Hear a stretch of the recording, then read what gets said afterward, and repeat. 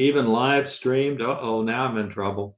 Now you have to understand at 73, I don't have as many limits on what I might normally say as when I was younger.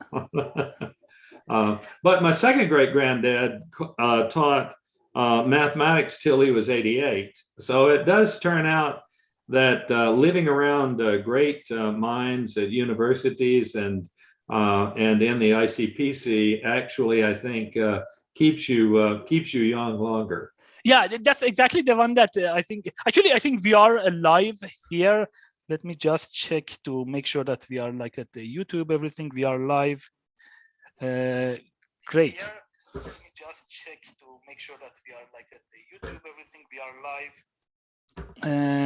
Great. I think we are live now. I think it should be in almost. I believe we are live at Instagram, YouTube, LinkedIn, Twitter, and Facebook, all of them together. So, okay, so hold on, let's go through them. What was the first one that we're live on? So we are YouTube. Yeah. Instagram. Okay, now Google's first chief technology officer was a world champion, Craig Silverstein. Great. And Facebook's first chief technology officer as well was a silver medalist in the ICPC, and he's founder of Quora. Let's see, I think the founder of VMware, which probably is somewhere along that line or someone else. Yeah. Oh, I could go through all of the list, but let's go ahead. Yeah, great. So I think, so we are essentially grateful to have Professor Bill Pocher from Baylor University. He, as I mentioned actually in the announcement, he's an ACM fellow, but more importantly, probably he's one of the most influential people in training of the best and brightest young. I think some of them were young before, not that young, maybe late now, of programmers essentially in the world, especially about this ICPC programming contest. I think it was before ACM ICPC programming contest. Now it is ICPC programming contest. We will talk about these things. And yeah, so I think we are starting. So there are lots of participation. We were just talking with Bill. I think just, I think in he mentioned like there are maybe more than 400,000 alumni, correct? Or just the last year? Yeah, alumni at least, yeah. And as he just started, essentially mentioned the Facebook, VMware, and Google chief technologists or like high-ranking people, they all have been essentially in ICPC, and they got actually medals, etc. And yep, actually, Telegram, you know, Snapchat, VK, you know, so that what's great about the ICPC is that it is what we had dreamed of so many years ago, some 35 years ago, a global competition, you know, that has doorways without doors. It's great. Go ahead. I'm sorry. Great. So that's like, actually, let me also start to say a little bit about, I mean, how did I essentially get familiar with Bill? So I think it was year 2000 or actually 1999. So I had just, I mean, this is another issue that we are talking. I got silver medal in informatics Olympiad. That's one thing before, one step before that. It just entered essentially the university. And I mean, there I was in Sharif University. At that time, there was no ICPC essentially. That was, I think, the beginning of that. We had this site essentially. And with, I think, Professor Qudsi, I had actually some live with him before as well. So there actually he, I think, talked with you and the whole organization, and we started essentially having the first ICPC at that time. And all the time, essentially, we heard a lot about Bill Pocher. I mean, he's the main person is running that, and this is the thing. So I always, I mean, had a great, essentially, respect for Bill. And there actually, that year in the ICPC in, I think that was in Tehran, our team unfortunately became got second rank. we were first, just some issues, and we got second rank. And unfortunately, from each university, only one team can go. So we couldn't go to world final. But of course, then I continued actually a few years later when I joined University of Maryland, become the coach of the University of Maryland, and essentially contacted and bothered Bill a lot about lots of issues and talked about different things. So I thought that would be great to have such a live to talk. I think some memory about ICPC, the past, current, and future. Bill can talk a little bit about himself. How did come to this idea of ICPC and other stuff, and then we will continue. So, okay, so I think maybe just start a little bit about early in your life. So did you want to be essentially a scientist? Did you think that you will be at this place? Well, it's really, really funny when you look back, because ultimately you are who you are, right? And I lived in 14 different places in the first 10 years of my life. I was born at Auburn, Alabama, in the infirmary at Auburn University, which was called API back then. And my father taught Air Force ROTC, in the first year of the U.S. Air Force, because U.S. Air Force was not defined until 1947. And my my family is an extended family, and I had the opportunity to live in a lot of places. So I was never a hometown person until I was in my probably early teens. And it's an interesting thing because you get to meet lots of people, different cultures. You get in an immense number of fistfights because in those days, anytime you moved to a new place, there would always be a bully who'd want to see if they could terrorize you or something like that. And what can I say? I'm not easily affected by such things. I heal easily and whatever. But I had the advantage of growing up in a really broad environment. Even in terms of my mother and father, my mother was Old South and my father was Old North. My mother was born in 1918, started school when she was 4, and I think graduated university when she was 19 or something. And my father was Old North, born in 1903 in Sampsonville, New York. I don't think the two families had intermarried since the Pilgrims came, And my father met my mother in 1941, dated 6 consecutive days, and proposed. Okay. Yeah. And my mother called her mother for permission, and my grandmother gave permission based on 3 requirements. Now, this is totally classic because you have to understand the world I grew up in was principle-based, commitment-based, and those 3 commitments were that he had to give up drinking. Okay, number 1. He had to never curse in her presence, number 2, right? And 3, he had to provide a housekeeper when she was with child because he was career military.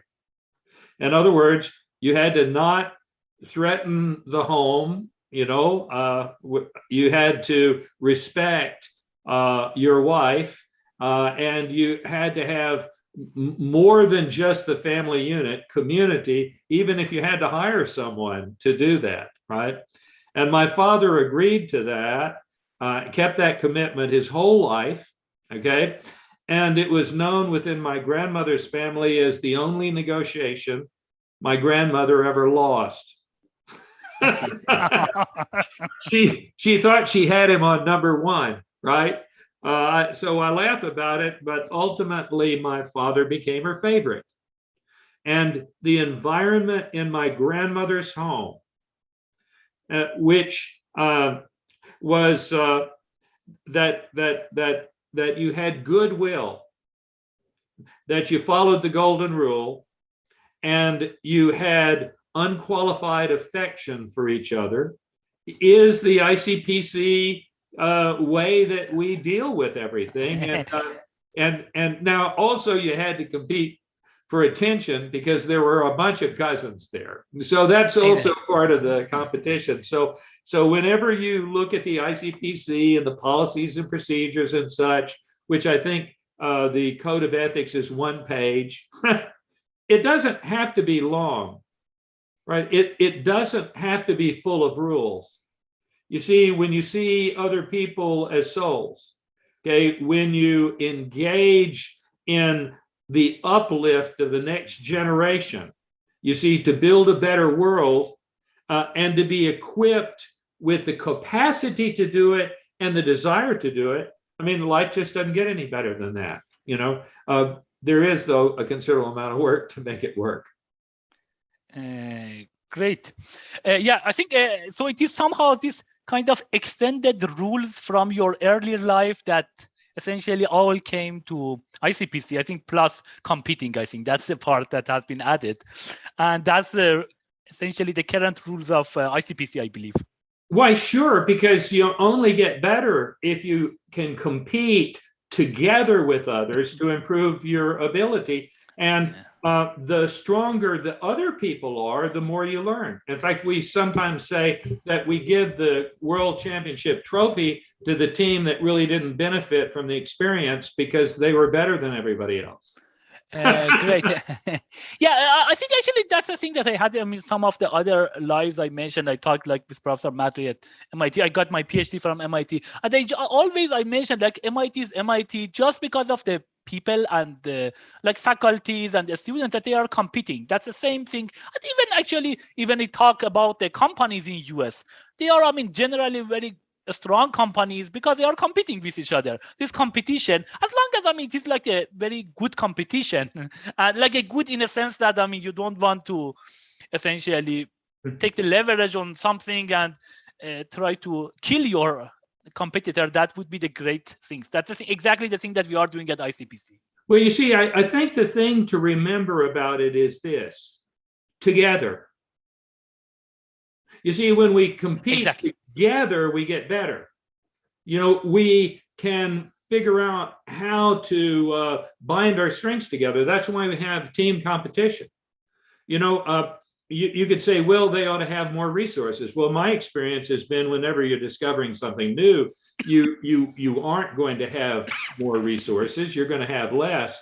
But the teammates that you have, the interaction that you have, the knowledge of who's good at what, the teaching between students and among the community makes all the difference. And I think one of the most important things is to sort of have a little bit of my life experience, but more faster. That is, when you have a team of 3 at a university, I promise you they come from different places, different environments, different families, right? And then when they compete with other teams to perform better, you see, that's the purpose. It's not to, you know, you in the ICPC, you can't unplug the other team's computer, right? You can't lock somebody in a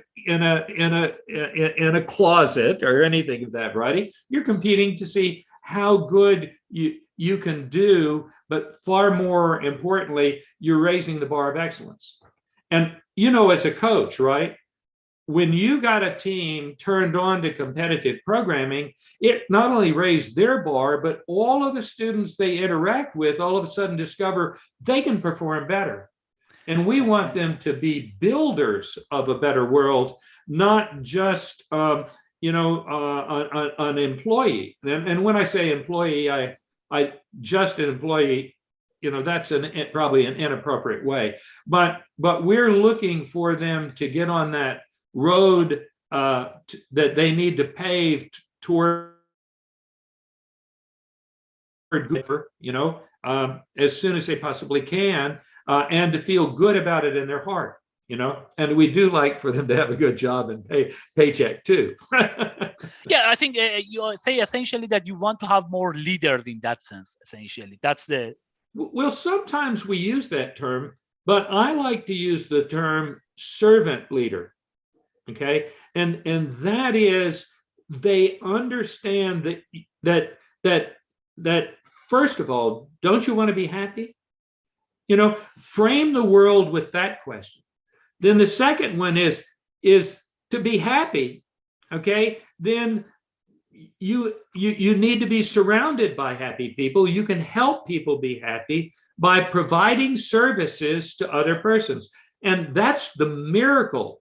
That's the miracle of computing and software development with it is that you can build services that deliver benefits, opportunity, a prosperity to other people at incredibly fast paces. And so we're all in the struggle, okay, to establish peace and prosperity for our community. And if there are disagreements, to get that down to small disagreements that can be solved between people who are working on building trust with each other. And when we have that, the universe had better stand back, because our grandkids, our kids, our grandkids, and those beyond are going to be discovering marvelous new worlds and crafting new relationships all at the same time. Great. Okay, so let's go. A bit faster. By the way, one thing. How old are you? I think I didn't check that one. If you want, I'm sorry. So I'm saying, how old are you? How old am I? Yeah. About 20 minutes. Oh, sorry. Oh, you're talking about my age. I'm 73 years old. Okay, good. Yeah. Great. Yeah. Yeah. So that was the thing. I didn't find it, so I want to just. I didn't want to just get something wrong. That's a great thing. So that's great. Essentially, you mentioned about these family values that later actually came as part of ICPC and some extended version of them. So have you done any?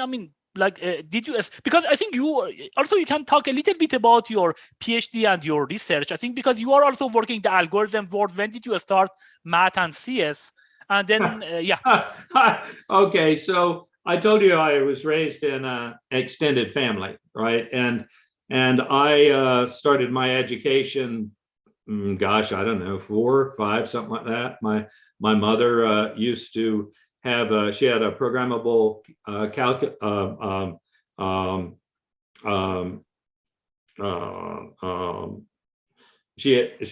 calculator, I guess it was, that she used for accounting. And we used to have races. She would add a large number of numbers up and print out a paper tape, and then I'd have to add them up and get the correct result as fast as she could re-enter them, So I grew up with computation as being a pretty natural thing. And after my father was disabled, we ultimately settled back in Auburn University. And my extended family included a professor of chemistry, physical chemistry. He invented phosphate chemistry, Tide, that sort of thing. A professor of genetics who is an expert at plant breeding, a physical chemist. My mother and my father were very pro education. And there was just always someone who knew the answer or could direct me where I needed to direct. And Auburn was just an absolutely great place to grow up. I think it was the case that something like 57% of the population of the little town had taken graduate courses. It's so in terms of my education, it was always my responsibility to learn, but I really had great teachers. When I took Algebra 1 in high school, my teacher had a PhD in math, right? So I was just, as I indicated, very, very fortunate to be in a rich environment. And we were in a space race. So one of the things that happened when it was time for me to go to college was that I had the GI Bill, because I was a war orphan, that's an unfortunate situation. I had tremendous support from family. I had a really good background. I had a love of music. I actually was a music major initially. However, they made me take a calculus course. Okay. And I didn't want to take a calculus course. I'd had plenty of math. Uncle Harry, actually, he was the uncle of my best friend and extended family brother, Bob Greenleaf. Harry Goheen was certainly a computer scientist. Uncle Harry was one of the founders of ACM. Okay, he worked for Howard Aiken on the Mark series of computers and also with Eckert and Mockley. Right. So I guess he had his own personal computer because I think he was one of the architects of the first stored program machine for IBM. He also solved the compaction problem of spheres, which led to making it possible to have a fusion nuclear bomb. He never told anybody much about that because, well, you know, that's the backside of life. That's not what universities are about. You know, universities are about extending the knowledge and capacity of the past through for the next generation to build on our strengths. You know, it's really funny. The other day, somebody was talking about a university of a particular country, and I said, but the university you're talking about was formed in 1750. The university is older than the United States.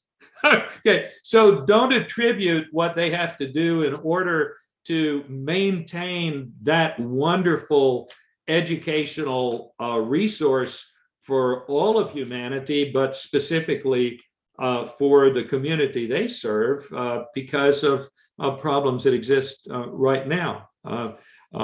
But at any rate, I'm sorry, I diverted. Remember, I speak for 50 minutes at a time as a college professor. So let's get back to what was going on. I had a great education, and I went to Auburn University, again, a bit of a change of plans, and Florida State University, and then came back. Now, that was during the Vietnam War era. Oh, and I had told you that they made me take a math course. Well, I will always remember Dr. Stiles coming in and said, I've never taught an undergraduate math class. Okay, now, all right. However, that's not good, actually, yeah. Yeah, I'm going to teach this course the way it ought to be taught. And so he taught a course in real variables.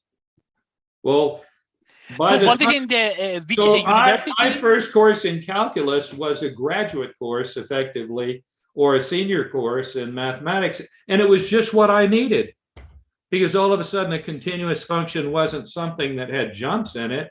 And I'd ask, what's a jump? And nobody knew.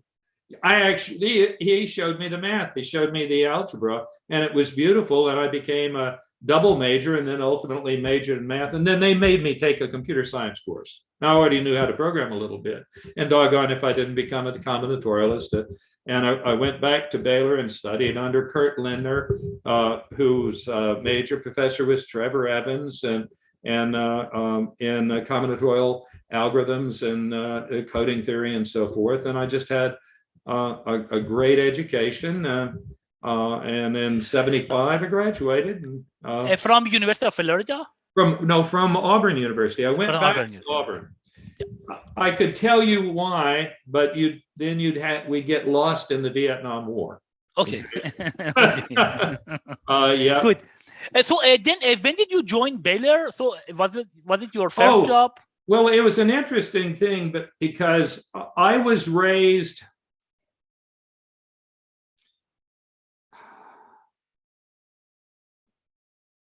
to be able to take multiple tracks. I loved academia, I loved music, but I was also raised during wartime. My family had been in war extended family from 1917 to whenever, and so my training along that line really had to do with more about how to cope with it, and how to recognize it, and how to help minimize the danger and maximize the reformation of the community afterwards. Right. So when war came, my father's advice was very simple: protect those in danger,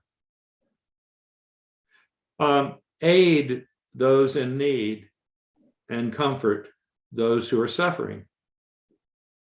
And you can do that every day of your life. I chose, when I had the choice, to do that for the community that provided help for me, which was the simple, basic Christian university communities. And so I decided to go to David Lipscomb rather than University of Toronto or NSA or Bell or whatever, because I wanted to give back to my community. And then I went to Abilene Christian University, which was joyous, but very difficult to get a critical mass of computer science scientist. And in '83, I moved to Baylor, and I put in 39 years, and that has been a wonderful experience. Wonderful people around me. A challenge, yes. Dysfunction from time to time, of course. It's everywhere. It's the world. But to try to uplift and to encourage bright students to fully develop is just a joyful experience. And the ICPC that I had been exposed to at Abilene Christian, we had a good friend Dwight Caulfield, co-coached with him. I actually met Don Gatros, who recruited me for Baylor, who was a coach as well. In fact, he won the championship the year before, and my team beat him in the regionals. But one of the brightest students I've ever had, Kerry Gray, sort of got stuck on a problem at the finals. So we had a lot in common, caring about students, and a large number of us, I'm often credited as a founder or whatever, but a good number of us realized how important it was to have extracurricular activities for really gifted, motivated students who could build a better world. And so that's what we did. And in the early 80s, with the help of Joe DeBlasi and others, we decided this needs to be global, without boundaries. Sorry, which year did you? So okay, so let me ask a few questions before that. So I think like somehow this was also I think part of your work also like your research work was also on algorithms, correct? Oh, sure. Okay, well, that was sort of interesting. I did combinatorial analysis. I suppose in 1974, I got my first letter from the NSA classifying what I did as non-exportable and all of this kind of stuff. But I love to build systems, and so I liked to make things, and I really was able to do a lot of interesting work. But I like to focus on building the interior of the envelope rather than protecting the exterior of the envelope of civilization. So I did work on I built a system for the particle beam accelerator at Los Alamos. That was fun. That was when it was with the LAMP facility, and then during Star Wars it moved over into the weapons division.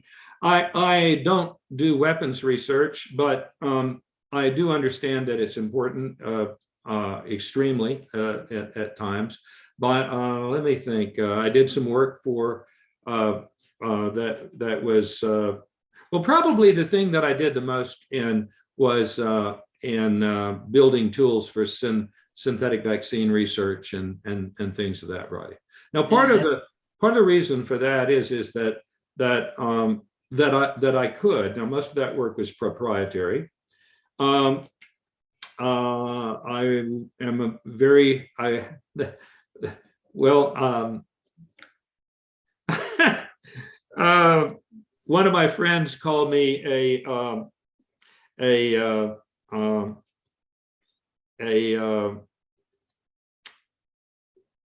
I was sort of a troubleshooter developer. Okay, so so I built I was a ghostwriter of Incyclone system. I was the architect of Johnson & Johnson's drug discovery system. A number of other things. I helped connect up Scripps Research with R.W. Johnson.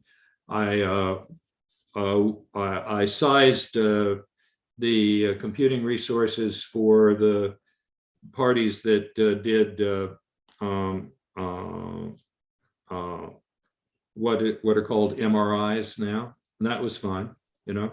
But the deal is that I would do something and then I was leave and don't call me because I hate doing it. Yeah, I hate. The maintenance is, can be actually quite, time taking. The other thing that was fun was I built a system for designing new homes that actually saved on construction and reduced the power consumption by 50%. And 55,000 homes have been built using that with a guarantee, and nobody's ever looked at it. So those are the things I liked to do. Great. Okay, so let me ask you this one. So I think at that time, then, so you talk a little bit about your research, both algorithms and system. Actually, both are important. Like I was involved also in. Now, understand, I taught software engineering when it first started, and I felt like that I was going to teach software engineering. You know, I should do some of it, right? Yeah. Yeah, and I think both of them are important. Like I was like, after I mentioned like myself, essentially, I was involved like in this informatics Olympiad, then ICPC, and then I was actually involved in RoboCup. If you heard about it, this is essentially competition between robots. And our team actually got the first rank in the Europe and the third rank in the world that year. And I think both system and algorithms are important. So let me ask you this question. So when you talk about the ICPC is more like the algorithms part, less of the system things.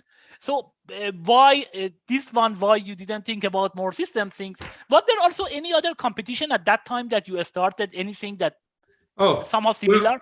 Well, the ICPC is the root of all competitive programming in the digital millennium. I mean, there's just no doubt about that. It actually started in 1970 at Texas A&M, and the Alpha chapter of UPE Honor Society did that, and the team sizes were between 4 and 5 per university that showed up, simply because if you took the number of key punch machines and the number of competitors, the ratio is between 4 and 5. So this way, everybody had their own key punch machine. So we evolved over a period of time, you know, into teams of 4. And one of my contributions was to design the process for contests that operated on microcomputers, because that was the other thing I was a part of, which was the microcomputer revolution, which was great. So, you know, like I met Bill Gates and Steve Jobs back when they were student aged in 78 or somewhere along that line. I always remember seeing Jobs the first time, you know. So, you know, he had his dark jeans and, you know, the turtleneck, and he had hair everywhere, you know, mustache and everything. And he was peering at you. I thought he was on cocaine, but he wasn't, you know, and he didn't have any shoes on, and he smelled like a rotten banana. Okay. And Woz was demonstrating, you know, the pre-Mac apples. I can't remember whether it was an Apple I or Apple II. And he's a wonderful guy, you know. So what happens? Well, I ended up teaching I think the first course in programming on Macintoshes later on, because Apple had given me some early. And as I recall, I think I had breakfast with the very polished Steve Jobs, you know, at the top of the mark in 1983 or 84. So what I'm telling you is that a lot can happen in people's lives. And first, in fact, And I think 89, Steve invited me to join him with a corporation called Next, which ultimately became Apple's greatest product, which is actually macOS. And when you get right down to it, so that was a lot of fun. But of course, I didn't do it. I'm an old Texan. See my blue bonnets out there. I teach bright students computer science, and we just work with my friends everywhere in the world to do the same for other bright students. Huh? Great.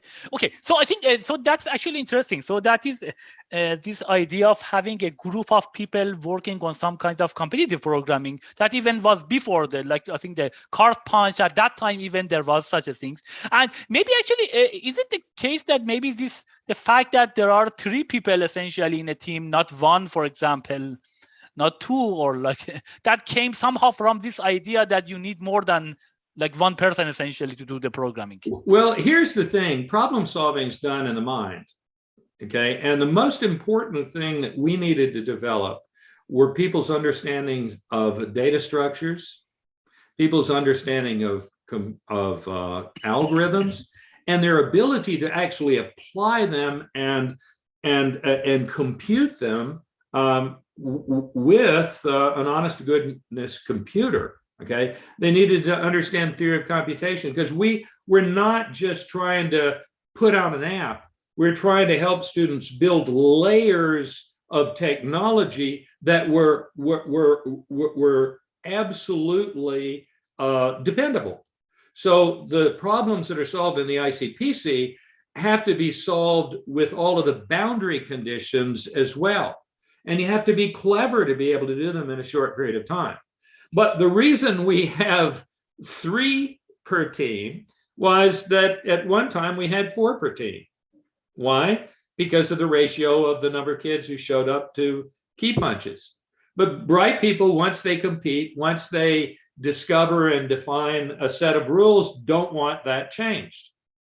Well, one year I was looking at it and I was just saying we can invite 24 teams of 4, right?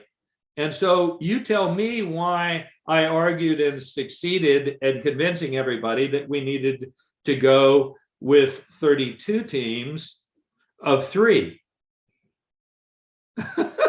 Well, because it was easy for me to get my friends to donate more computers for us to use at the World Finals, right? But money is harder, right? So that's the reason we have teams of 3. But what was funny, whoops, I can't hear you. I can't hear you. Oh, you're muted. Yeah. Okay, so what was funny, and let me finish this. What was funny was the team of 3 with 1 computer was more productive than the team of 4.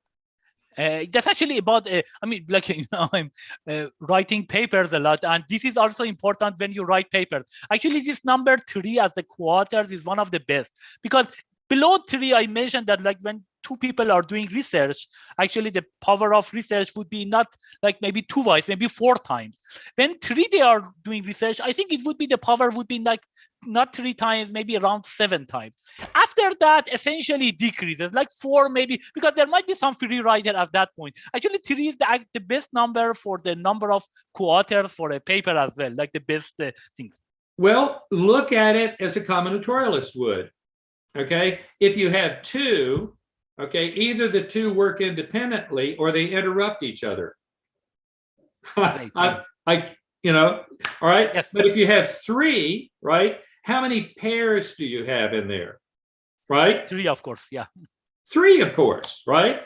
And so you can continue working without interruption, but one can assist the other in debugging. And we all know that debugging is the finest way to debug is to have a peer look at your work, right?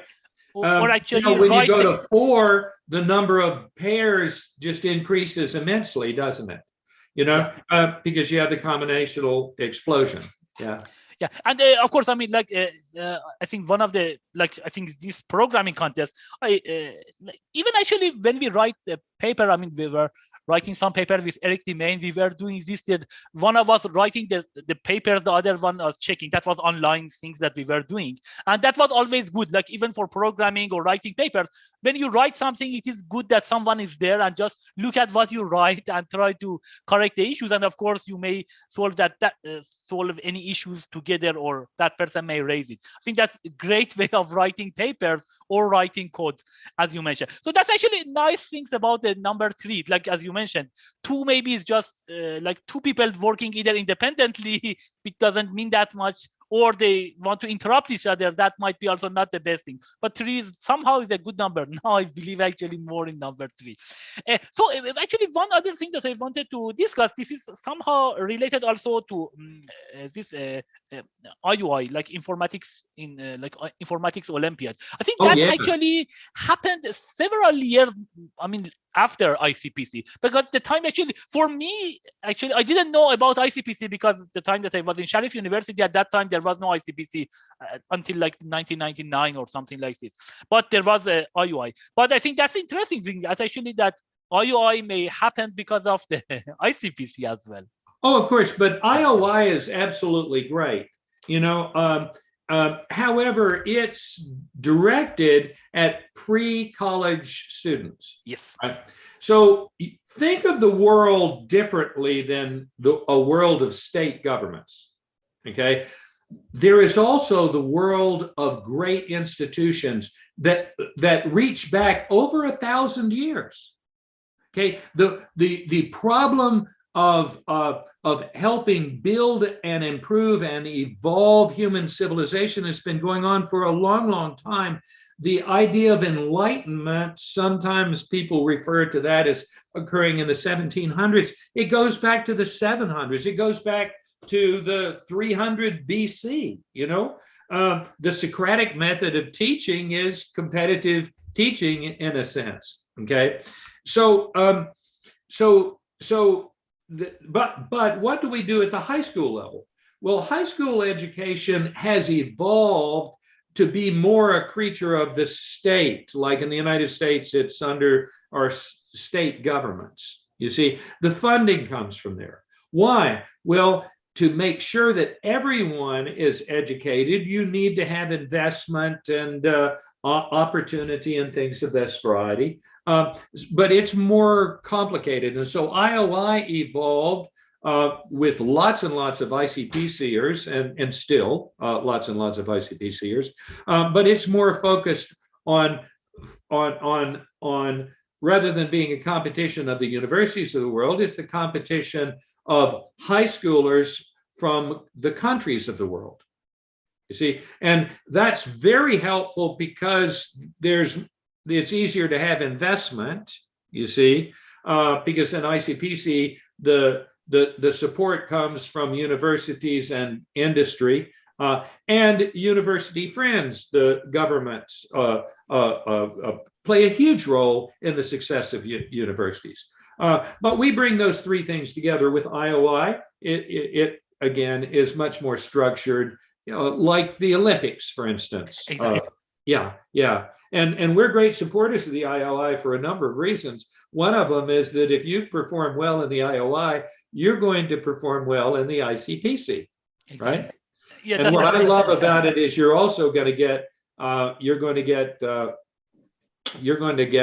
scholarships to go to school, just like I did, and go into graduate school. I had the NDA fellowship that paid all of my expenses for 3 years, thanks to Star Wars and thanks to going to putting somebody on the moon. Today, if you do very well in the ICPC, you meet other people that you might form a company with on down the line, but you're heavily wanted in graduate school because they know you can perform. Exactly. I think that's like, I think in lots of countries, not just, maybe even actually in US a bit less. Like, for example, in Iran, if you got, if you could go to you get a medal in the IOI, then you could go to any university essentially. Actually, if you get just a gold nationally even, it's like 6 people get it and 4 people go to international competition. These 6 people, they can go to any university, essentially any areas in math or computer science or even physics and others. So that's like a great opportunities. And of course, as you mentioned, like when we want to also now select, for example, at University of Maryland, PhD students, those that are good at ICPC or IOI, that plays a very important role, especially if you work more in the field of algorithms. I think in everywhere, like these people work not only in algorithm, later these people had done great things at vision, I don't know, at ML and lots of other areas, systems and others. So, but I think just the way of algorithmically thinking is like the one that you want to have it.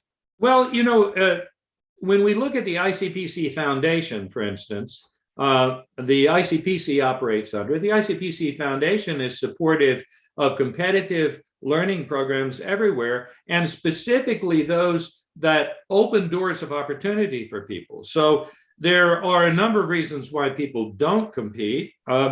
Sometimes it's because they don't have the opportunity.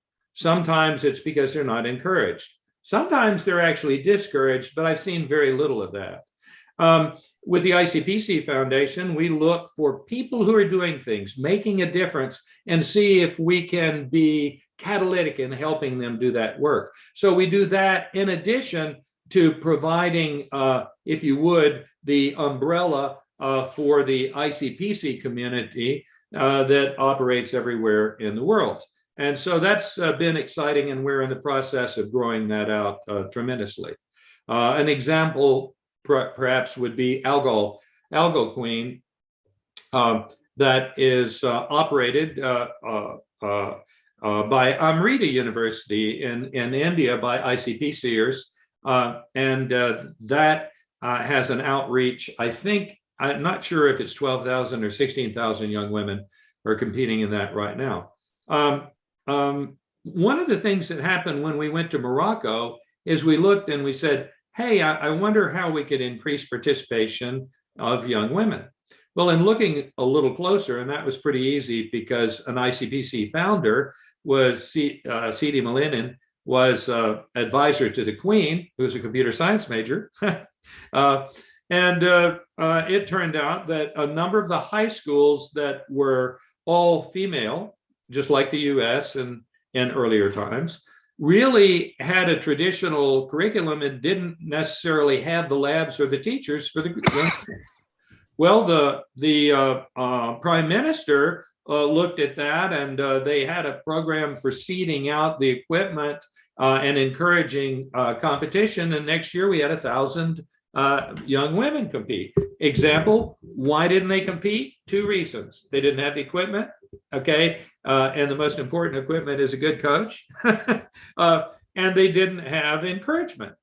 And once that was solved, that occurred. Now, we recognized in Africa and the Arab region the Girls Code 2 program, which came from that, which is operated by some of the young women who made the competition work in the first place. And I think last year they had 4,000 in competition. So we don't think that the problems of the world are fixed by statistical adjustments.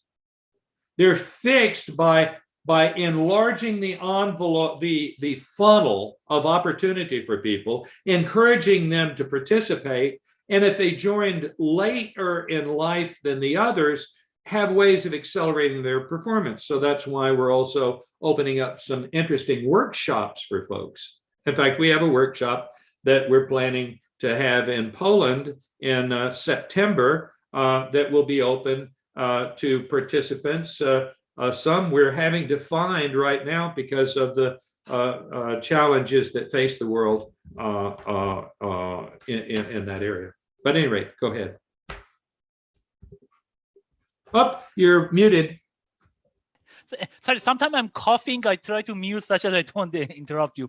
Yes, so I think that's actually a nice view that you said. I mean, that's we discussed actually also this one together. So this idea that, I mean, if we want more diversity, for example, female or any other type of diversity, it's better to, I mean, don't just try to do it artificially at later to just increase the statistics.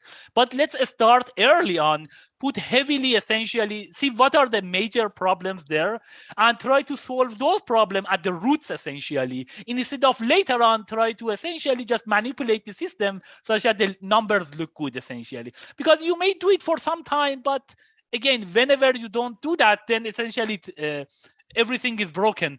But if you start from the roots, that's something that will remain. And I think that was the thing that actually one of the questions that I had is about that you already answered about how can we have more women essentially in computing, especially more in like this kind of competitive programming, which might be I think the coach is important to have coaches.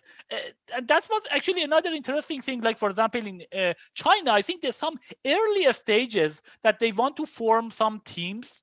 We had, I think, this talk with Professor Ellen Shi, and she mentioned that there they had these things that like among the team of 3, 1 person should be essentially female.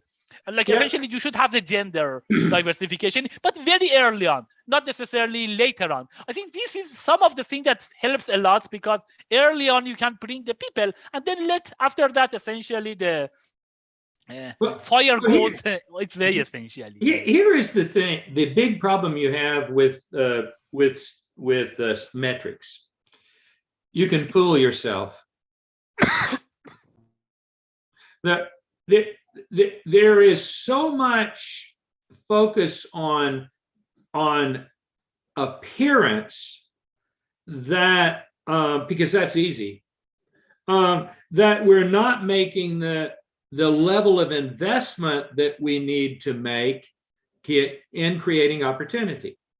You see, and so that's why we do in the ICPC, we look and we know people who are making a difference, and they've figured out how to make a difference. And you know what I've discovered?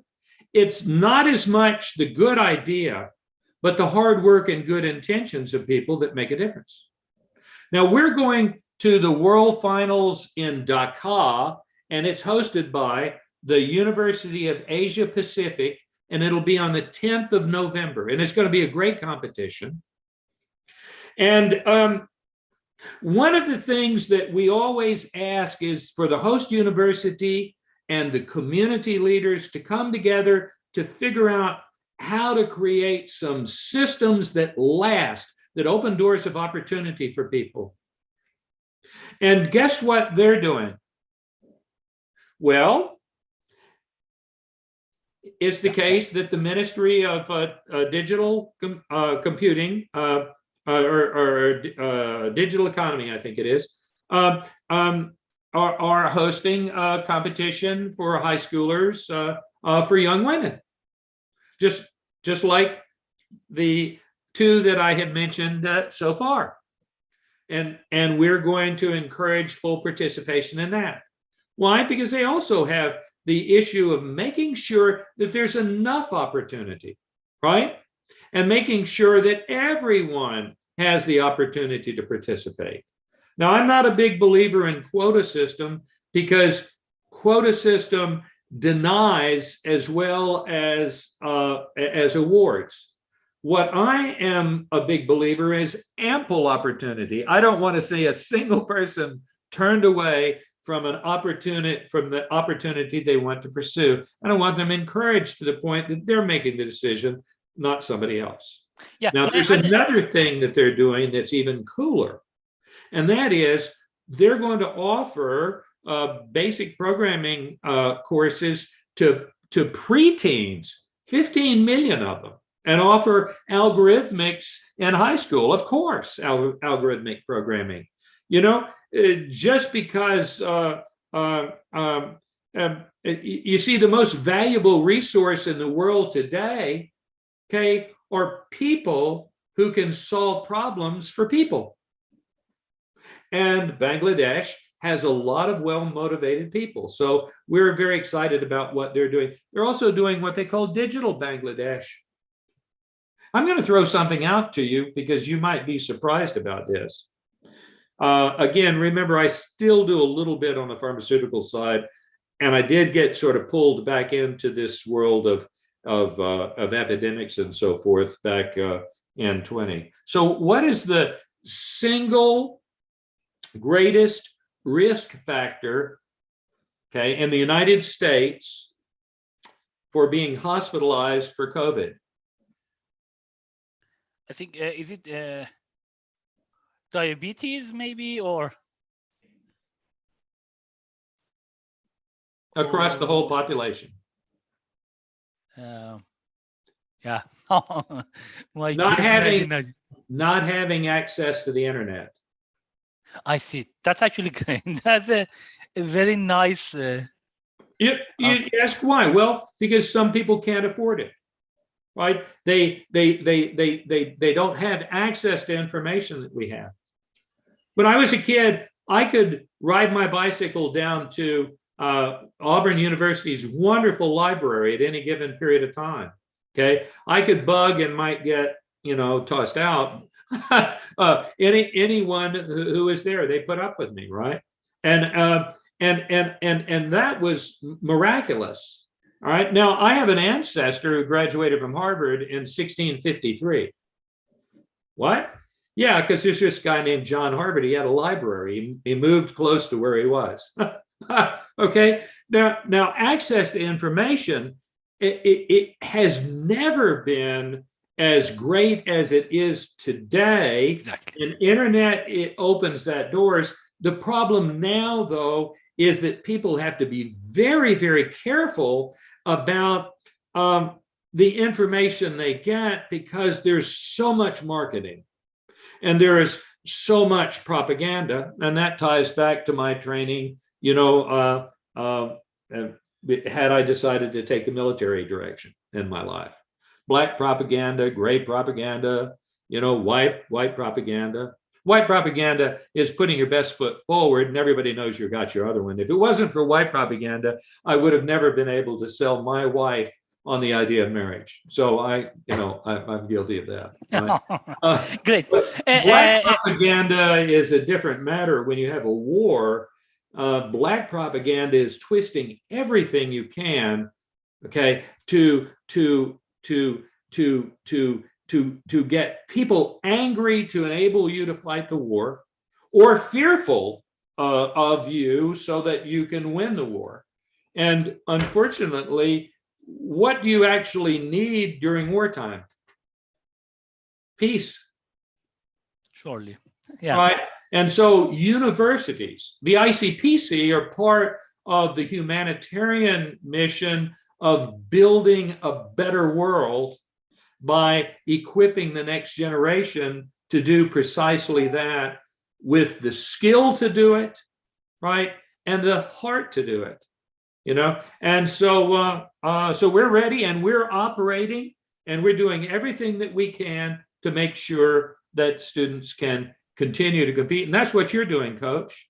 Yeah. The ICPC is about the coaches of the world, okay, working with students. We just provide an extra infrastructure to it to make it cool. Yeah, actually, let me ask you one question. By the way, so I think to the audience, we are essentially live at several venues. As I mentioned, okay. like this, again, I mean, just with Professor Bill Poucher on YouTube, Facebook, Twitter, Instagram, and Facebook. If you have a question, I think it might be good if the YouTube would be the best, and Instagram, these two would be easier essentially for me to check and ask Professor Bill Poucher. Oh, by the way, you did ask me though another question. Yeah. What's the greatest World Finals, okay, that you ever remember? And the answer to that is the one we're planning to have this year.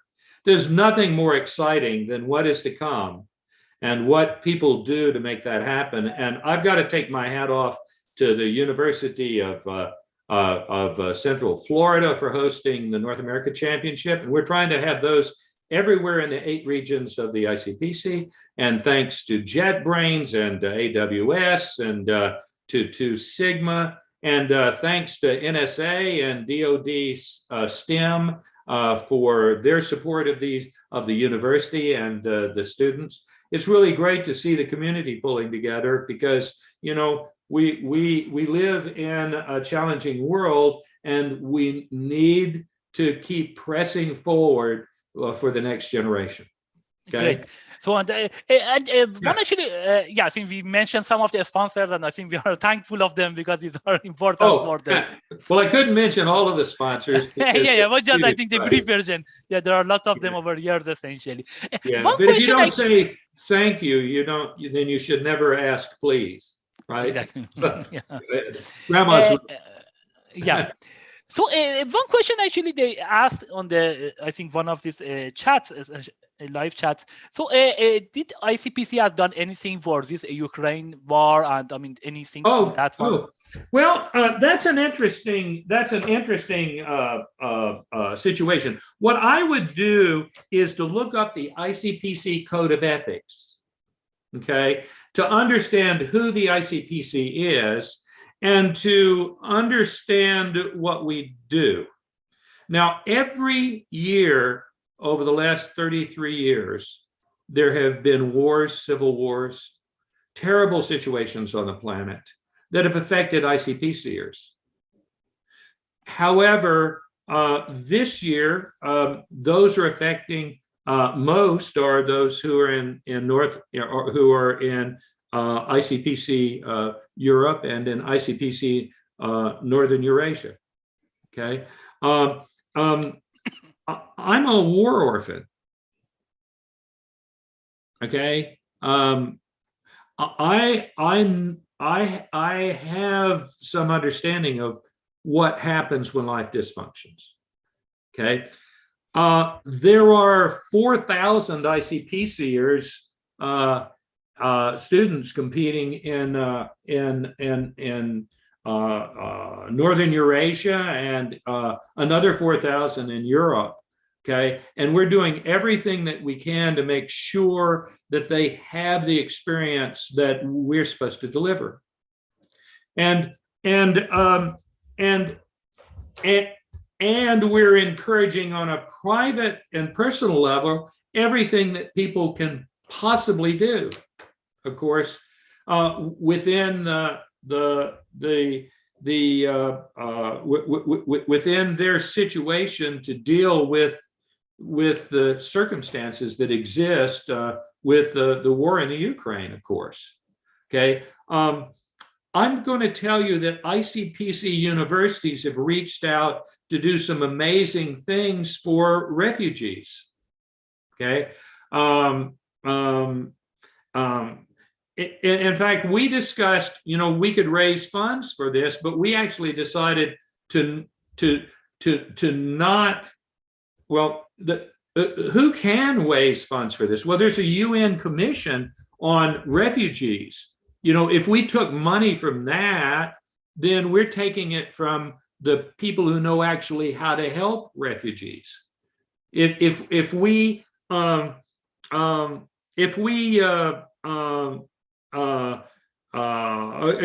what about the Red Cross and the other humanitarian programs that are trying to deal with that? So we try to be true to who we are, and in fact, our culture is pretty simple. I actually pulled up my list here so that I just happen to have it here. We promote regional integrity. We don't want a single soul to lose the opportunity, to represent their university, whether it's 50 years old or 800 years old, in competition and to meet their peers. We promote regional integrity, provide global coordination. Our policy is keep it simple. We serve, we don't rule. Sometimes people ask me to do all kinds of things because I'm the executive director. I'm not a general. I am a servant of those who serve others. Okay. We have a policy of never making the same never have the same reason for making the same mistake. We put people first. We're going to do everything that we possibly can to be as normal as we possibly can, to encourage people to participate and to support the community as they grapple with the challenges that they have. But one of the things that we aren't going to do is to weaponize the ICPC. Now, this is very hard to understand at times. I mean, I understand. It's very hard to understand, okay? But why?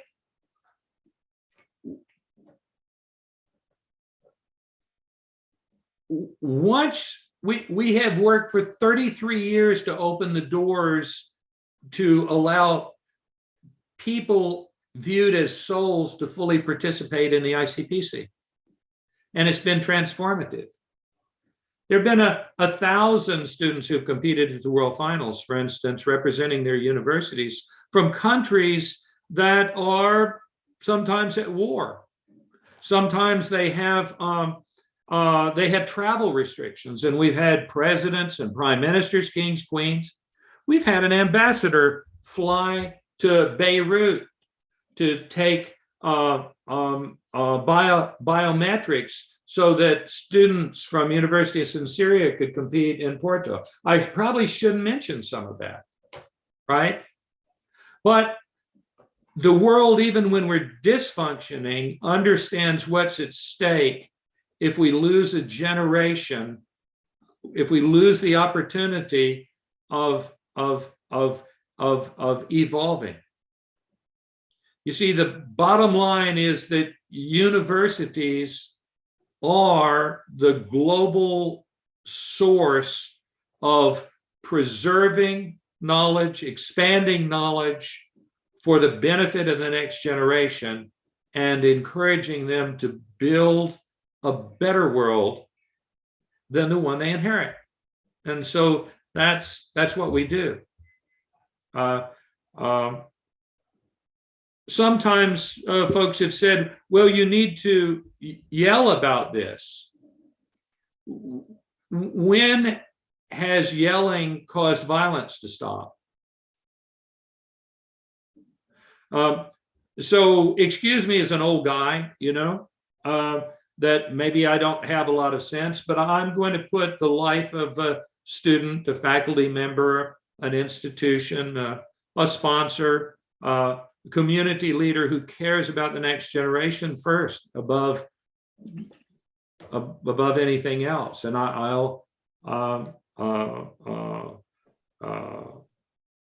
but don't assume that I know what the solution is to that problem, or that I can address it any better than any other human being. What I can simply say is the ICPC is grandma's house. Yeah. And come to grandma's house and you'll get goodwill, the golden rule, and unqualified affection, because you're part of the future of civilization. And I think that yeah, I think, I mean, that's like the good, I mean, thing that focusing essentially currently, I mean, on the ICPC mission of, I mean, writing, having a fair programming and some accessible for anyone, essentially. That's the goal that you are doing. And of course, there are sometimes conflicting things. Is it like the game theory? It is like the zero-sum game, but sometime, I mean, hopefully sometime not zero-sum game, but sometime it can be zero-sum game, and there is one that you want to decide first, whether you want to have availability for everyone or not. I think that's the thing that you mentioned, the current mission of the yeah, and let me just go through, and this is important because our goals, the reason we're able to maintain our focus is we're goal-centered, and we don't talk about anything except something that affects our goals, okay? And our goals are, and it says, decisions shall be governed by the following goals, okay? Attract as many students as possible. Attract as many colleges and universities as possible. Draw from as many geographical regions of the world as possible. Provide equitable access to the World Finals. Strive for competitive contests involve industry, community, and shine the spotlight on the students and maintain and support the university base. So that's what we're doing. But notice where the workshops are. The workshops are where they need to be. And we're doing all kinds of things that we can to encourage everyone in the community to meet the needs of this next generation right now, wherever they are. Okay, and let's not forget COVID. We've got real challenges on this world, that there are vast populations that are not protected as much as some other populations. And let's talk about food. Okay, when the world supply gets disrupted, whether it's natural or dysfunctional, okay, there are real people who are affected by that. So what I always suggest is that if you're angry, find something you can do for your neighbor and do that. And if it has to do with creating opportunity for others to compete in the ICPC, send a note to us, because if you're successful, we want that done everywhere, and we can put you together with other people who want to make that successful. Life is short, okay? Energy is available. Put it where it needs to be, and remember my dad's advice, okay? Which is to defend those who are in danger, aid those who are in need, and comfort those who are suffering.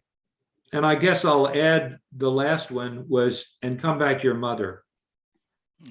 Because some people are having to hear that right now. Okay. Great. Okay, so I think we have done this thing. We have, some of the questions that we asked, I think Bill took time to answer that question. So coming back, to a bit more technical thing. So we talk about ICPC is the root of lots of these kinds of competitive programming. And I think I just mentioned for the audience that in case they don't know the exact style of it, there are 3 people that they are essentially working on with one computer for 5 hours, and they need to solve around something 12, 13 problems. And the person who is solving the best and get it, and if two people solve the same number of problems, the people who had less time, that person essentially has a higher rank. And if you submit any wrong solutions, then you will get some penalties. That's later on this IOI that we discussed. The IOI is again 5 hours, but two 5 hours individual competition for higher schoolers. ACM is for more like undergrad and early graduate students. And then after that, there are, so these are some of these kinds of competitive programming. And after that, there are lots of other type of competitive programming that has been essentially generated, like Google Code Jam, Top Coders, others. And actually, more importantly, nowadays, it is interesting. There are like, the people are going to, I think, several websites that are there, like Geek for Geeks. I forgot all the names essentially. That anyone who wants to hire in top companies like Google, Facebook, etc., they actually need to solve this kind of algorithmic problems, because these are the hardest problems that the interviewer asks, and the people took time to actually do these things. So if you don't do it essentially early in life, if later you want to go good tech company, still you need to do it. Like almost everywhere they are asking these questions. So it's better to start sooner. Now, how do you essentially, like as I mentioned, this Google Code Jam and Top Coders and others, how do you compare this, and several other things that are essentially generated with ICPC? Why ICPC is still the best place essentially in the world to do this kind of competitive programming? Well, here's the thing. What makes civilization grand?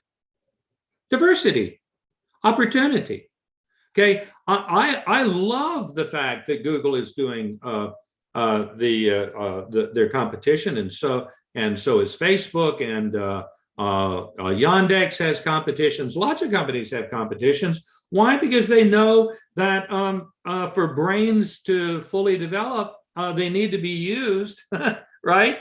And And what's the old saying that a knife can get only as sharp as as the steel that is strapped on or something. I don't know. I'm sure. But the bottom line is that we're delighted that all of the competitions in the world are attracting students to participate. Now, what do I mean by student?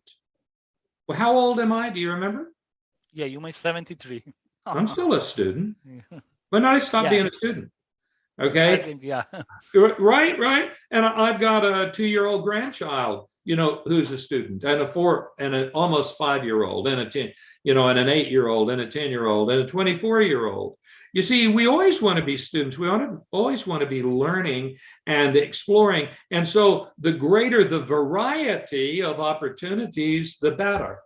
The bottom line is that only a small number of human beings on the planet ever was exposed to higher levels of mathematics and algorithmics.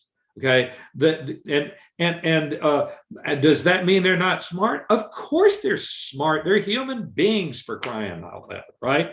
But once your eyes are open to certain patterns, okay, certain processes, certain solutions, then you craft the solution to your problems, knowing that could actually be done, right? And so that's part of what is going on there. The other is, if a person has mastered the basic algorithms of data structures or an algorithms course, they've worked really hard. That they have persevered through that, and so that they have determination. And if they work on teams, that they can work on teams. By the way, do you know why the ICPC is 5 hours? Well, it used to be 6 hours. And on key punch machines, the first problems didn't come in until 4.5 hours after the contest. I see.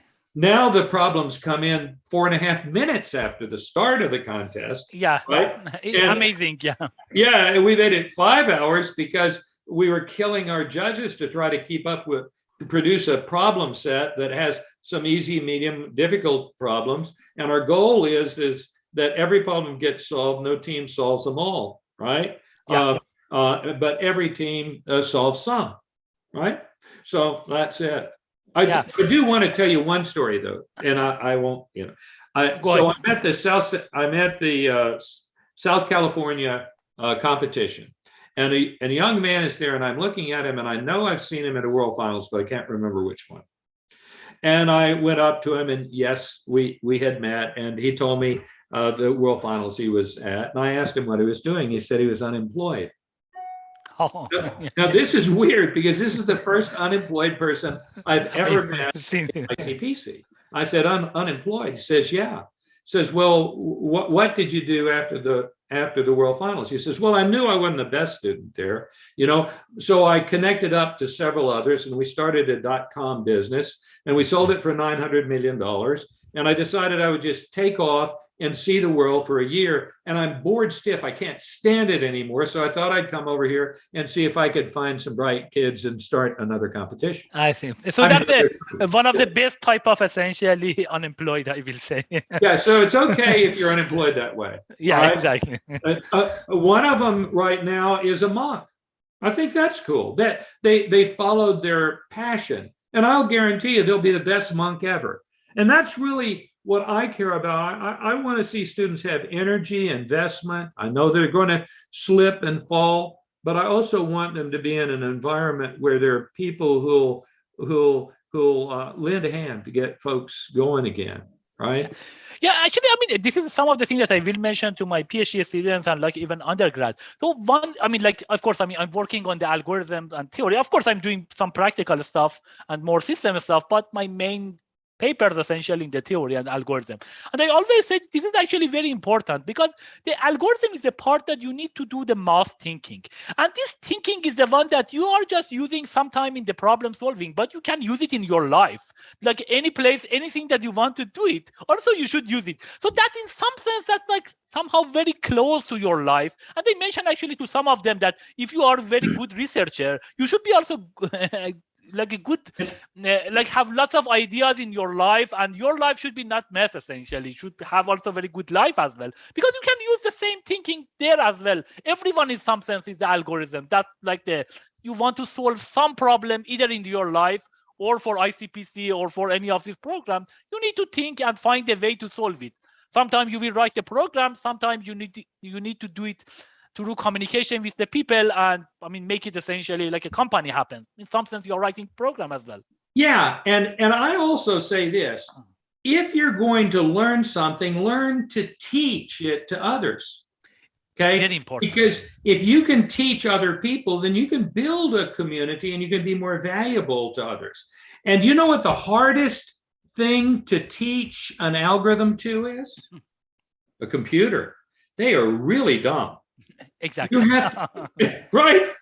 So when you're programming, you're actually teaching, explaining within the context of the virtual machine what you'd like it to do. And when you see it faithfully execute, there's this, listen, you actually were the teacher of all teachers. You got the dumbest possible thing to faithfully execute what you asked it to do. And it can then do that for the remainder of its life. Actually, the dumb part, you are completely right. I want to add, actually, we had one of these other lives, and one person doing things IOI and this ACM ICPC programming, he was involving that and mentioned that one of the things that these competitions are very successful because of the fairness. So this dumbness of the computer is maybe it's dumb, but also it's fair. It, like when you write a program, if I write it, or like, I don't know, this other celebrity writes, or I don't know, this person with the wealth write it, answers the same thing. If it is wrong, it gives wrong answer.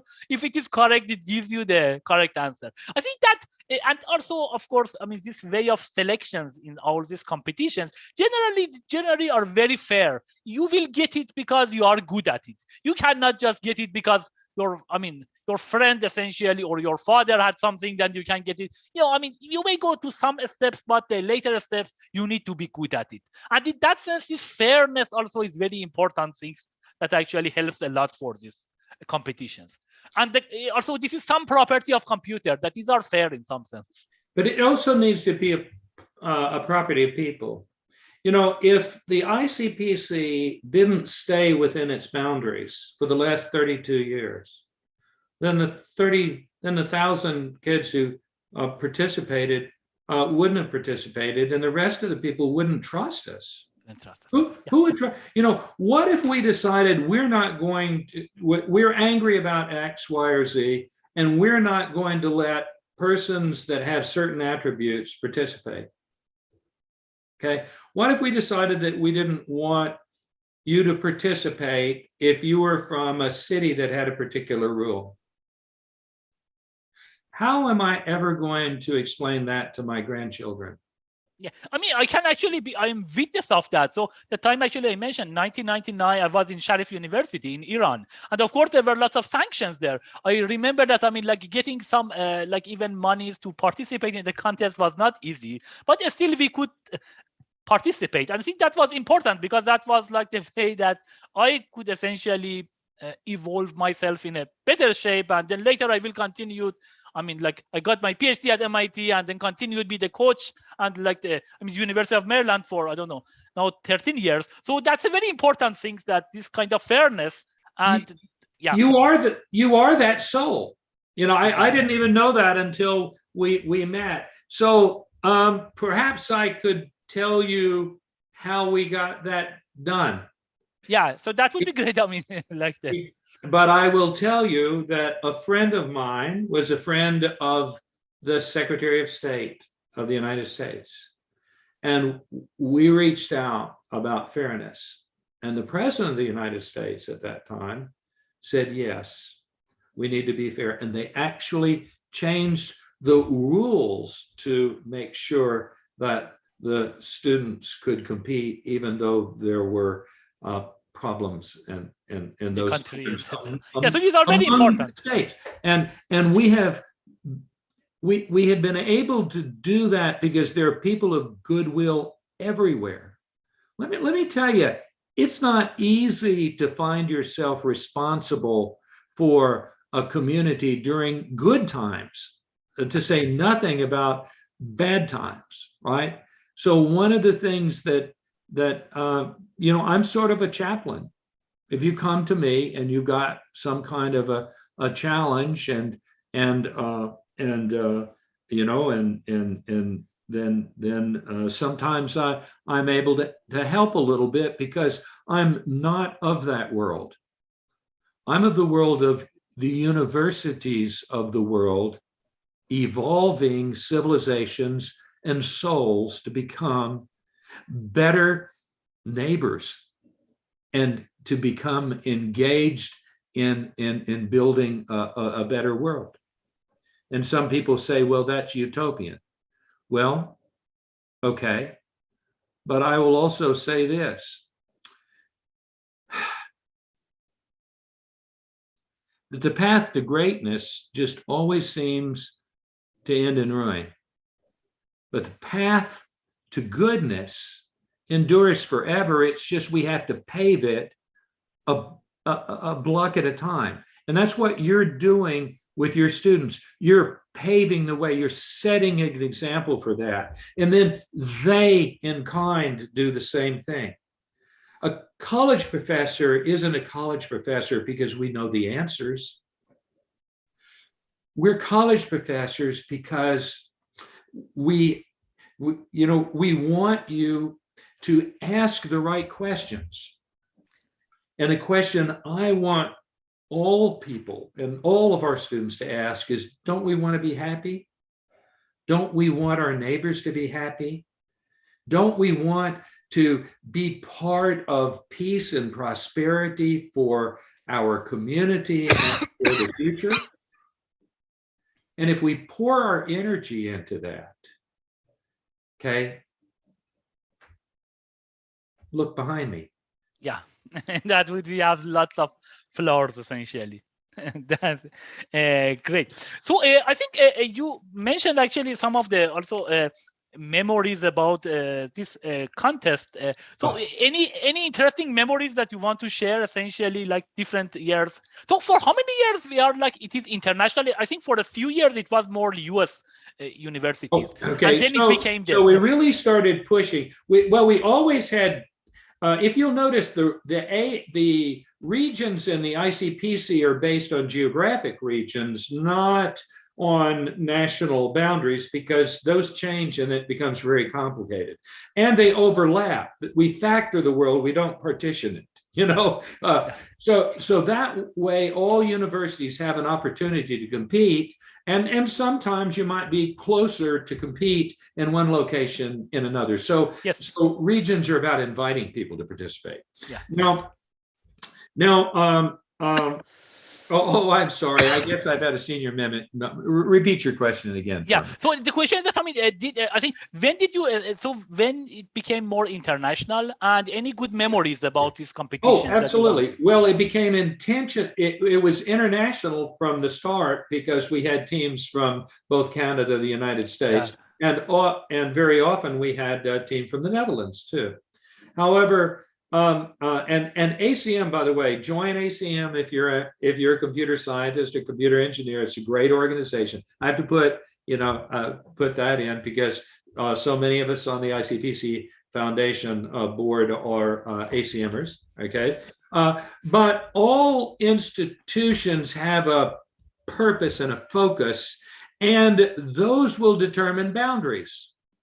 So, for instance, ACM in the United States plays a very, very important role in advising government, and in other places it does similar sorts of things. And it's an umbrella to all the SIGs. It plays a huge role in publications and things of that variety. The ICPC community, though, is is huge and is focused on its mission, and together the variety works very, very effectively. Now, but in order, what we really did in the late 80s, as the world was opening up, you see, and the Iron Curtain was coming down, okay, is that we intentionally said, we want a competition.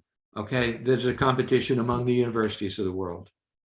And we wanted to have those doors open. And one of the exciting things that occurred, and I was at the regional when it occurred, is a team showed up that had hitchhiked from Warsaw to compete in the regional in Europe. So we started the European competitions. And what about the Asia competitions? How wonderful to have those competitions open up and be so successful, you know, in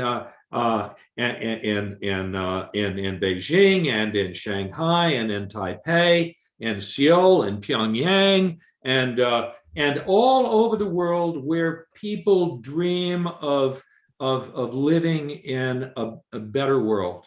And I can't help but maybe impose upon the world my grandma's house model. Okay, and just forgive me for that. But it's just exciting to see that. And what we did is that every opportunity that we could, where we found the entrance, we built that. And we had Vladimir Parfenov, who was a champion of making the competition work, you know, in the Russian, what became the Russian Federation. You know, I could tell you actually how the internet connected up countries, because it was the academics who did that, right? And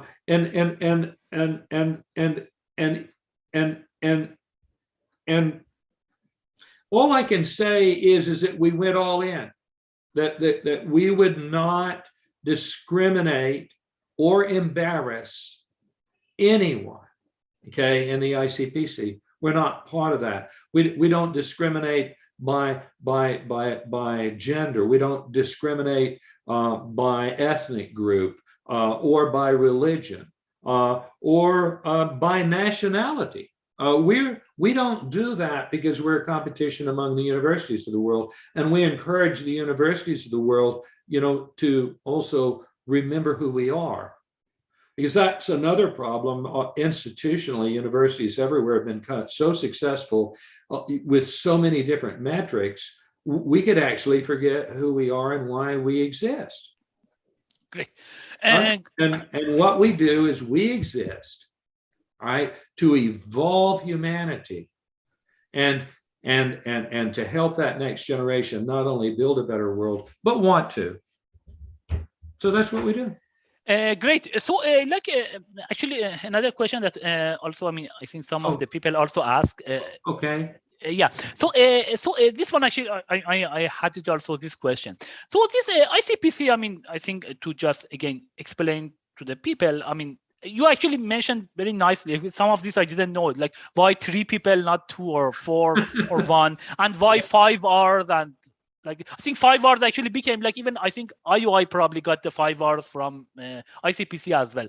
So the other question is that, I mean, the style of the problem. So there are, like at the ICPC, there are this kind of greedy algorithms, dynamic programming, geometric problems, simulations, branch and bound. These are the things actually there was discussion even is in NAC just a week ago. And so that's, however, the algorithm were developed more than this, like dynamic programming. Still, I'm publishing some papers on dynamic programming for string matching for some advanced setting. But of course, there are some other things like approximation algorithms, like fixed parameter algorithms. For example, IUI, I think they consider this one, that this particular case that you may have some problems that you may not get the exact solution, but as long as you are 10% of the optimum, you are fine essentially. Or like you may consider some other things. Nowadays, I think there is a streaming algorithm that you may have not that much memory or these things. This type of things has not been added to ICPC, while some other things, like for example, Google Code Jam or other, they have even some special things. They have some special optimization things. There are, of course, one question is that should we bring new competitions with these things, some of them like Google Broad or others, or can we add some of them to ICPC as well? So that's an interesting thing. It's sort of like chess. If you change the rules too much, then people feel disappointed because they spent so much time and investment to become very, very good, based on an 8x8 array, right, with pieces that had certain kinds of properties and so forth. Now, the ICPC, we have such faithful participants that they don't want a lot of change, but we introduce it anyway. So if you actually look at the history of use of programming tools, you'll find that it first started being adopted in the ICPC, and we did that purposely. The object-oriented tools we did, and the way that we introduce new problem types is through challenges. So we had the ICPC visual challenge to do visual problems. We had the ICPC game challenge with IBM, game development challenge. We had an ICPC challenge with Huawei, which dealt with networking problems. And yes, the difference in performance worked. So at every World Finals, we have a different challenge that introduces a new problem set. Did you know that with IBM Quantum, we had the ICPC Quantum Challenge powered by IBM Quantum? And so we offered tutorials so that you could learn about quantum computing, and you actually could run your programs on some of the great IBM quantum systems that are out there. So one of the things that we love to do is to have companies that or researchers who are doing work. How about the parallel challenge? Do you remember Blue Jeans, the computer that was used to beat Kasparov in chess? Yes, I remember. Yes, IBM flew it to a version of it to Shanghai so that we could do the ICPC parallel challenge there. You see, so we do that, and one of the things the foundation's wanting to do is this. We've done lots of cool challenges, but we haven't been able to scale them up to make them available for everybody. It's primarily been available only for the world finalists and maybe for the region champions now that we're building the region champions out. But that's one of the things that we want to make happen. And when we make those happen, we make them available for everyone. Now, the other thing that we run into is this. JetBrains is the global tool sponsor, and we make all of their tools available to participants of the ICPC. And so there was a request to be able to use some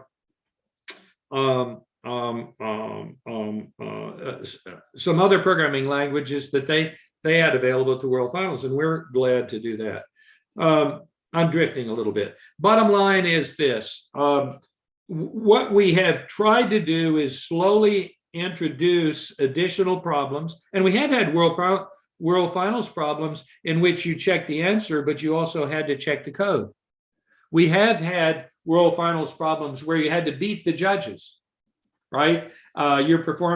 Your algorithm simply had to do better than the judges did. In fact, I know of one problem that has not been solved in closed ordered form, and if you did, you'd probably get your PhD. We could talk about that at a later time. What I would do is this. You've got some really good ideas as a coach about problems that'll be in the ICPC, and I want you to send a note to manager@icpc.global, manager@icpc.global, because you should be one of the judges. See, the best judges in the world are coaches and contestants that have performed very, very well in the world.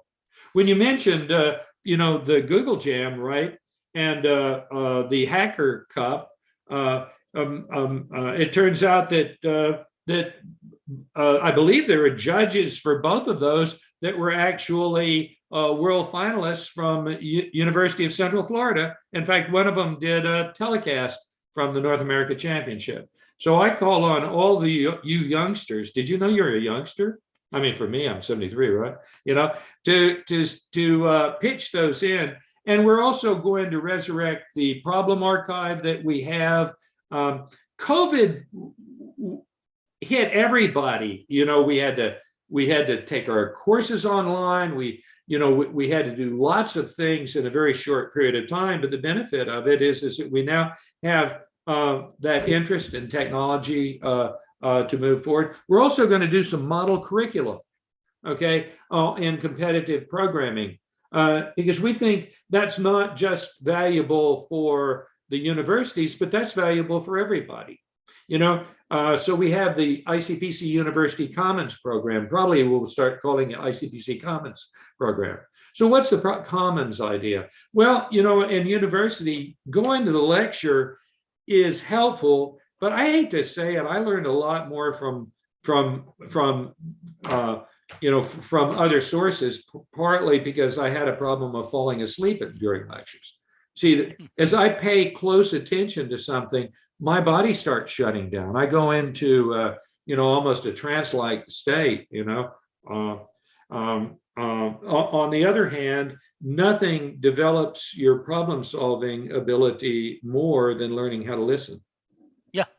So actually, this thing that you mentioned about this other Google Code Jam or others, like it was, I think it was a few years ago. So among the 8 people who actually came to DC, I think that was, to DC to do the world final for, I think, the optimization version of that. 2 people, that was interesting. Like one of these, among the person who got the rank 3 actually was my postdoc, and the person who got rank 5 actually was my master student, and both they were ICPC people essentially. So, and this is like again, because I'm like working with lots of my students, and like of course as a coach or also as my PhD students, I'm working with these guys. So surely, these people who are working in ICPC, they are also great in other competitions. I think the main reason, and I completely agree, so you can consider the whole contest as the chess. Who is you can say why chess? Why we can have 8x8? Why not 10x10 or something like this? That's one thing. But yes, and I think you can see the whole contest as like some kind of chess. But that was interesting. I didn't know, for example, the example that you mentioned that you could just beat the judge's solution and you got the thing. I didn't know about that one. But surely, I think these adding such kind of things would be interesting, but of course it needs a lot of thinking, because even approximation algorithms that we talk about it, like you talk about 2 approximation. If you just consider 2 approximation, maybe if you just do some kind of heuristic, you can be much better than the best 2 approximation that is possible for that. So there is some more thinking needed. But I'm very happy that actually you encourage, of course, not me, anyone else who can, just possibly consider this one and adding that. The reason that I have mentioned that, because I think the fact that ICPC essentially taught the whole world, essentially, I will say, about the more competitive programming. And again, as I mentioned, even now at the interviews, you need to do this type of programs. So it's not the case that I don't want to do IOI or ICPC. No, later on, if you want to go computer science, if you want to get the job in tech companies, lots of them, they have this type of problem at the different levels. Maybe the Google ones are harder. I don't know, maybe some other company is a bit like maybe less intense problems or easier problems, but anyhow, you need to solve them such that you can get a job. But at the same time, I think it would be good to, this is actually coming to my next question. The question is that should we have camps for ICPC? So we have this one for IOI. I can tell you, for example, in Iran, we had more than 1 year. I can say that like in the whole undergrad, I didn't learn anything, because everything that I learned, it was that 1 year camp that I had it for IOI. And of course, then later we use that knowledge for ICPC, etc. Nowadays, there are some camps, training camps for ICPC, like a week camp And actually the teams mentioned that those that are going to those camps, actually, they are very successful.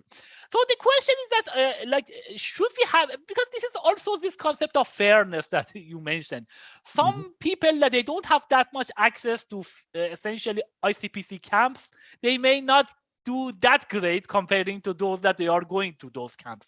We had this issue also about, for example, IOI in Iran, for example, that they're also in the selection at the beginning, it was very natural, very organic. The people who are good and learn, they will come in. But then there are some classes, some specific classes for those people, and those people usually doing much better. So this is the concept of fairness.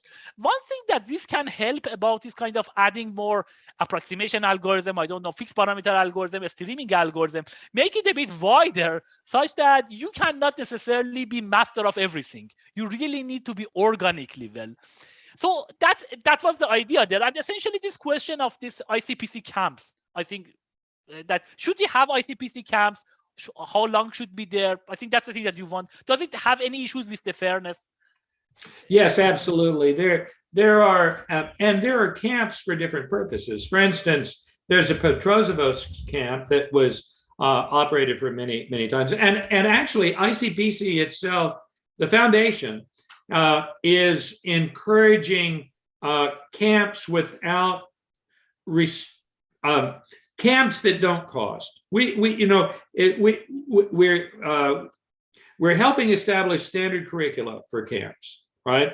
But even with the North America Championship, UCF conducted a programming camp for 2 days. A week is even better. Glenn Downing is working on some standard curricula at the University of Texas. You might check with Glenn.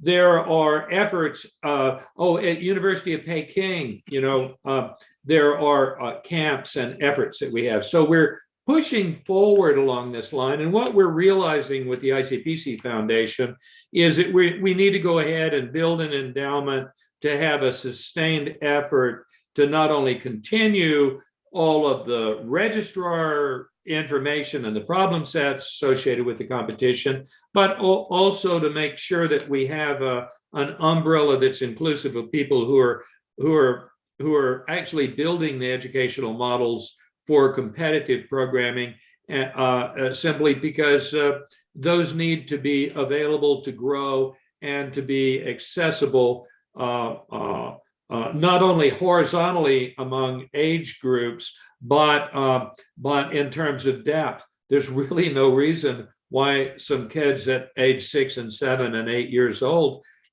can't begin seeing the world through algorithmic lens.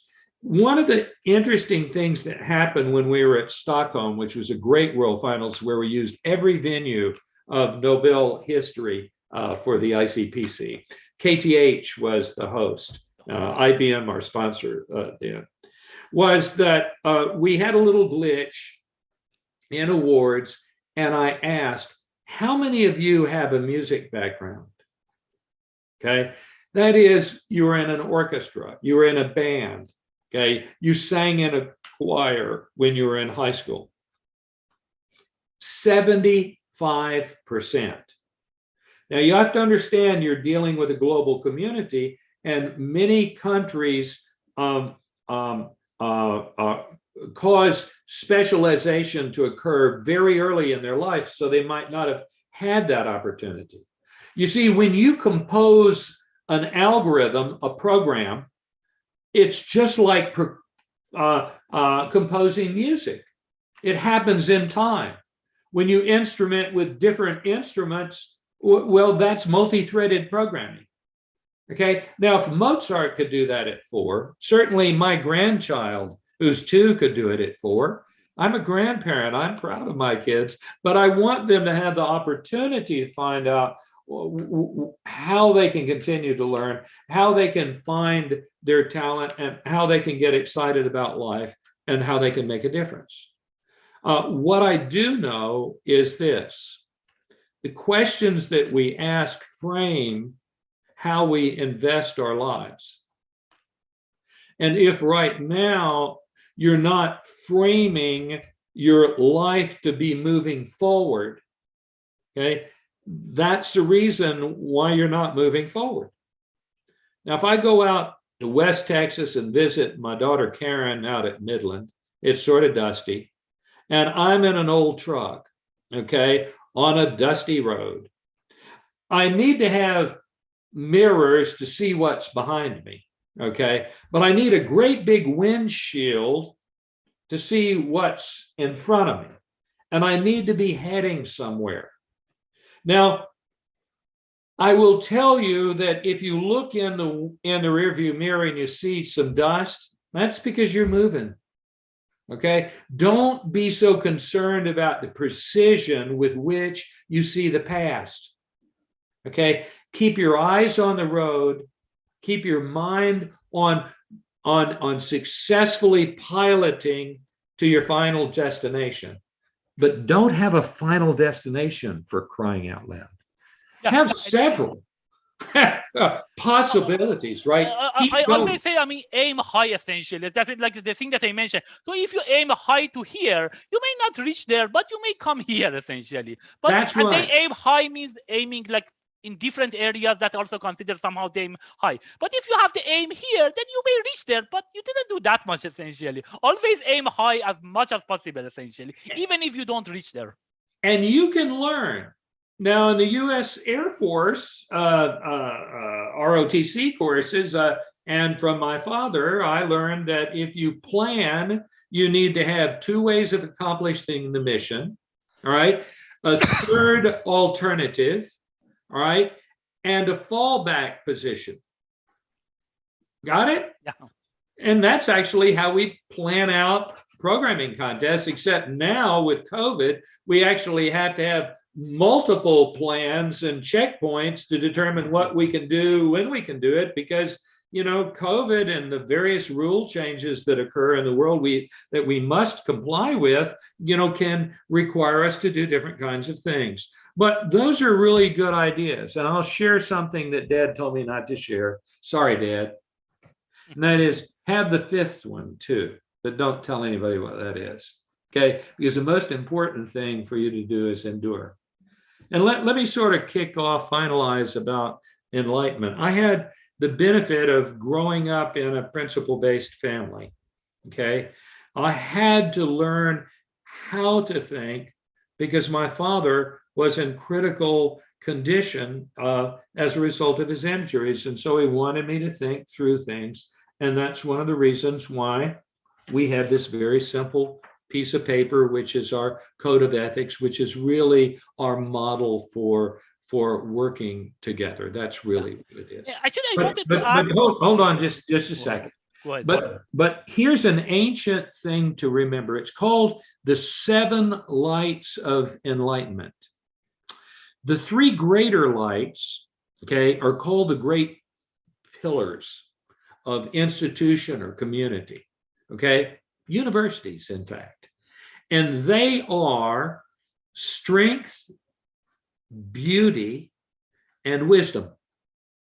And what we want to do is to make sure that those are always present in everything that we do. And the 4 lesser lights, not because they're less important, but generally the 3 are here and the 4 down here, are the cardinal virtues. And I don't hear these terms as much, and they need to be said. First, there is fortitude to endure. There is temperance, okay, to welcome and accept. There's prudence so that you're prosperous. And there's justice to balance. And if you keep those 4 things in mind as a community, then you can work harmoniously together. You won't let each other down, or if you do, it won't be intentional and everybody will simply adjust. That's what justice is. Justice is not punishment. Justice is making just, readjusting, making the square deal happen. So just remember those: fortitude, right? And what? Temperance, is that right? Okay. And prudence and justice. Okay. those, how you live, and the pillars that you have, what you care for, beauty, strength, and wisdom, and you can build yourself up to be a better person, your community, your friends, you can make a difference, but be patient. And that's just, so actually, I wanted to add something about the complement of that. I don't know, how do you put it in one of these 7 rules essentially about you? So one of the things that I have seen about you, I think I have not seen like for example in IOI or other type of conference that I seen essentially, like you was one of the, I think, the great founder of these things, that I can say actually, and I think I will encourage the people. I always see that you will come, you will go and talk with any individual teams, any individual people. I think that's one of the great things that I have, seen about you, that make the whole thing very accessible and talk, the great extent with the people. I think we had actually quite a bit of in different years, we had quite a bit of maybe 2 hours essentially just discussing with Bill about some particular issue. And I think that's one of the important characteristics that you have it, and I really enjoyed it. I really encourage also the people to have this other one. I don't know how do you put it in among these 7 rules, but that's one of the other great things that I have seen. Be down to earth and try to talk with all people. I think that the people will enjoy that. Well, I enjoy that because it's a great privilege for me to meet other people who are on the path to goodness and are paving it faster than it's ever been phased in human times. I guess if you ask, about the principles and so forth, why don't I just mention this? If something has lasted for a couple of thousand years and people think that it's important, it's probably important. Okay. Now, it may not be applicable at the moment, but there's one thing that regardless of what's happening, that I like to remember, and it's how I readjust, okay, in life. And that is that there was this fellow named Paul, and about 2,000 years ago, he wrote a letter. And in that letter, he said that love is patient. Love is kind. It does not envy. It does not boast. It's not proud. Okay. It does not dishonor others. It's not self-seeking. It's not easily angered. It keeps no records of wrongs. Love does not delight in evil, but rejoices with the truth. It always protects, always trusts, always hopes, always perseveres. Love never fails. And that's from 1 Corinthians chapter 13, starting in verse 4. And when I hear those words, and they're worth committing to your mind and to your heart, think about the problems that disappear. And what remains are the problems that we need to work on with all of our hearts together. And so I'm just an old Texan who's been very blessed with a great education, great friends, right? And technology that allows my 2-week blue bonnets to be in the background as long as I want and whenever I want it, And so if I'm providing some service, that's great. But the bottom line is that every person that I've met has had an impact on me. Okay. So I'm just a bee, buzzing around all those wonderful bluebonnets out there. And insofar as I can do some help, I do. But I will tell you, I don't have to do much, because people who are attracted to the ICPC are people who care about other people. Great. Good. Like a few, like a two, maybe just a short answer. So, like, I'll try. Okay. Yeah, I enjoy essentially. I just myself. I mean, from your time, I enjoy actually talking with you all the time. So, so one thing, if time flies back, is there anything that you have done differently for ICPC, like as an experience that for the future the people want to consider it? Sure, of course. I would have loved better. Okay, but I don't regret it. When we don't succeed, don't we learn the value of success? Right? So the way you get better at something is to recognize how you could go about being better. Anything else? I don't know. I've been so lucky. I would be risking being struck by lightning, okay, if I complained about my life. But I will tell you one thing, though. Yeah, go ahead. Okay, in 1969, I heard Marsha's voice. And 69 was a really tough year for me. And it was beautiful. And it took me a number of months to convince her to be my wife. But it did. And that changed my life entirely, because that put me on a trajectory of helping folks get ahead rather than getting even. And that makes all the difference. Yeah. So I think I should say, I mean, hi to Marsha. I think I enjoyed actually communicating with her. Also, like lots of ICPC things a lot. So that's also, you mentioned her name. I should also say hi to her. So but what about ICPC? Is there any particular thing in ICPC that you change it? Like you were essentially executive director of that for the past more than 35 years. Is there anything that you think that it was something that if you have changed it early in life of ICPC that was much better? Interesting. I don't know, ICPC being a community of souls, of people. By the way, when I use souls, I use it like T.S. Eliot.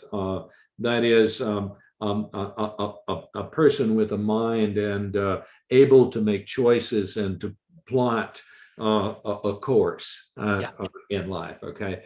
I don't know. That sort of fits in the rear view mirror part. But let me tell you what happens, okay? Time and time again, people figure out how to do things better. And my number one job is to not get in the way, right? And if I see that there's a little crack or some problem or something like that, and if I can help a little bit, I do. But the ICPC community is the community's community. And it's my job not to abuse that. Sometimes people say, well, Bill, you ought to say this, you ought to say that. I can't. My moral basis is that if I were to use the community, which is the invention of so many souls, for my personal use, then I would abuse all of those souls. And that's why we have Bill's rules of not misbehaving. Yeah, which makes, and think about that. If you turn out to have been born in an environment in which the rules changed every month, like with me, and you had to adapt, right? Then you needed to have a center in your life. And so where did these things come from? Well, they're thousands of years old. Serve, don't rule. I mean, for crying out loud, are you kidding me? Every every great society has these ideas. It's just that we don't always follow them when we ought to, you know. So I would say, you know, if my time were up tomorrow, okay, I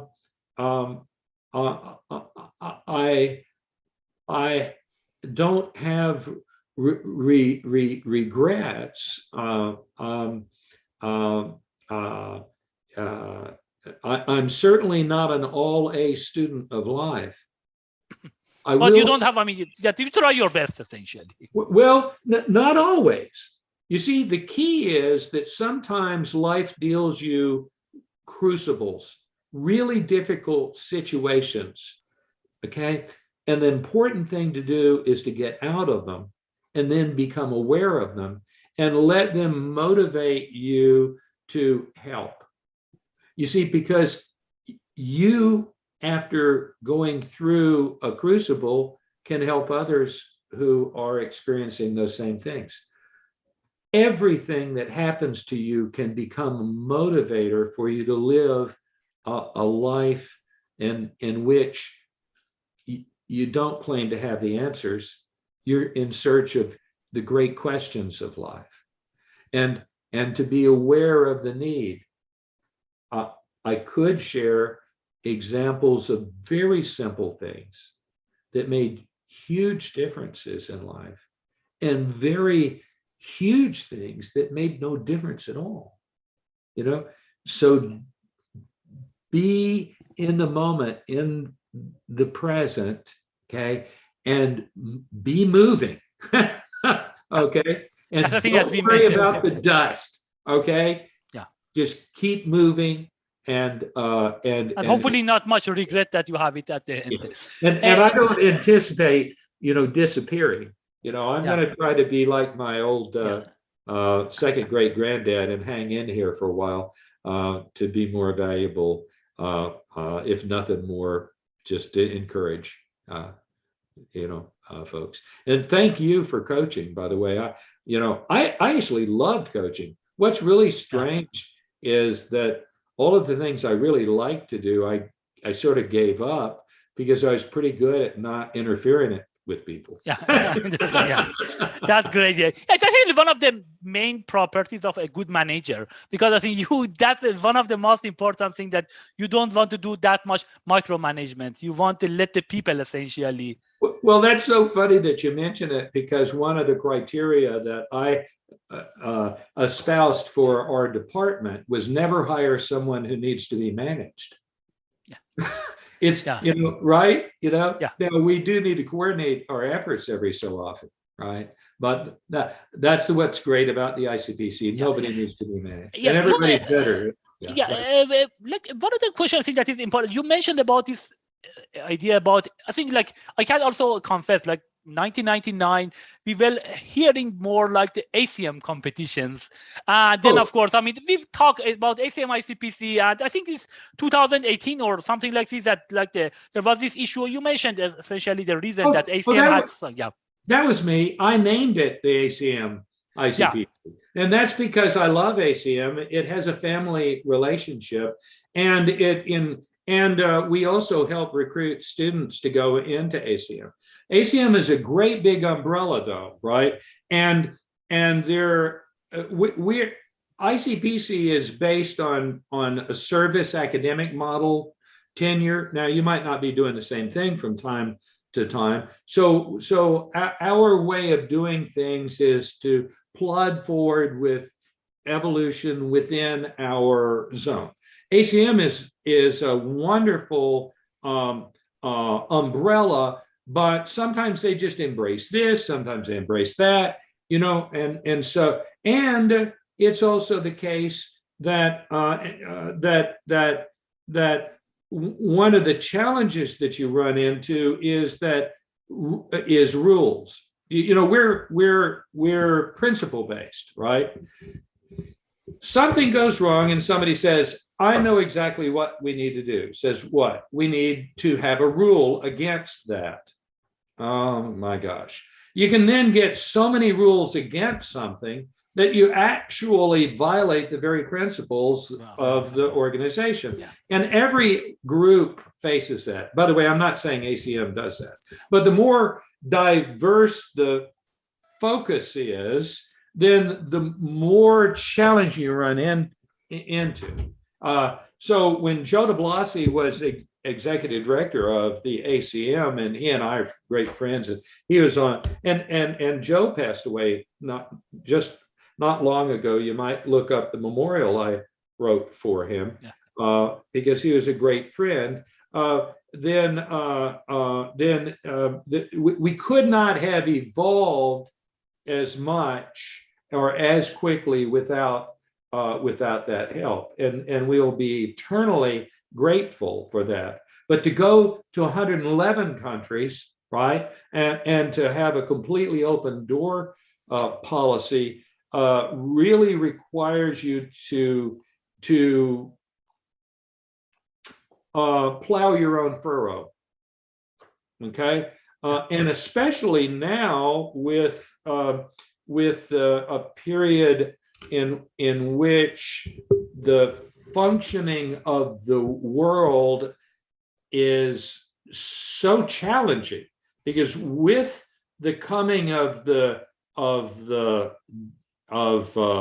digital millennia, so many things are possible, but so many things get messed up when there are competing restrictions from one location to another. I mean, just simple registration has to agree with the EU laws, with the US laws. People disagree about this, disagree about that. And we've tried to remain really, really simple, so this was the right thing for us to do. And as a result, we're much stronger than we were in our mission to empower people based on the principle of locality. So what is the ICPC at the University of Maryland? Well, you are, right? The students are. Nobody needs another manager, right? But having some more grandmas and grandpas, and even if you're 5 years old, it's sort of nice to have. Okay, that you will consider ACM as a grandma or grandpa for this. So one other question also, about the ICPC Foundation. Do you want to tell a little bit? Do you get donations or other things? So how is it going about that, essentially? Yes, we do. We're extremely lightweight, but what we've realized is that we need to beef up, right? And why? Because we've done a lot of what I call catalytic funding, and we do it in secret because we don't have the money to meet everybody's desires, but we can meet some specific needs. But now what we need to do is we need to share how to do some things, right? So a lot of times what we do roughly 10 times as much good indirectly as we do directly.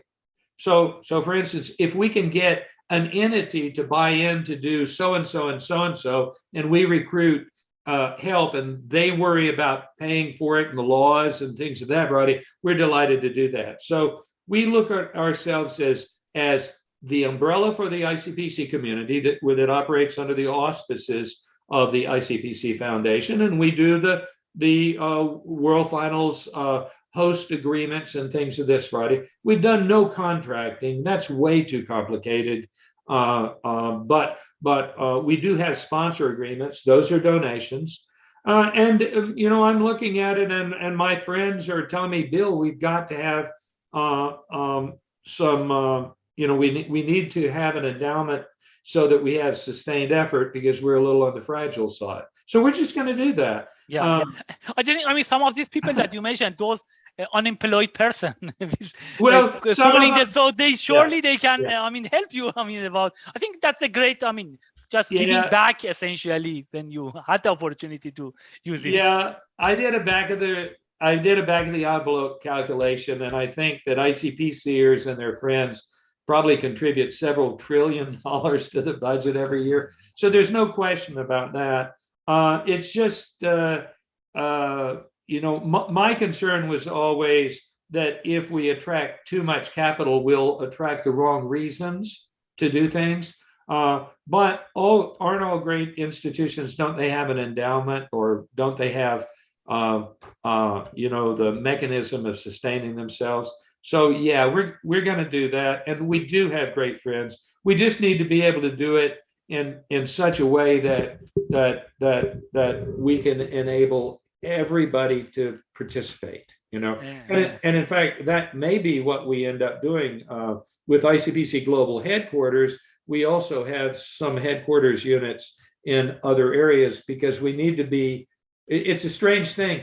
We may have a sponsor that is the greatest in the world within their economic zone, and we know they're not only completely trustworthy, but they have a great heart. Okay, but over here, well, somebody's saying nasty things about them, right? Yeah. Because of some other reasons.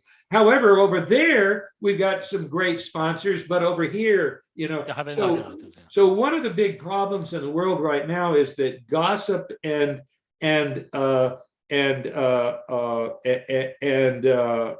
being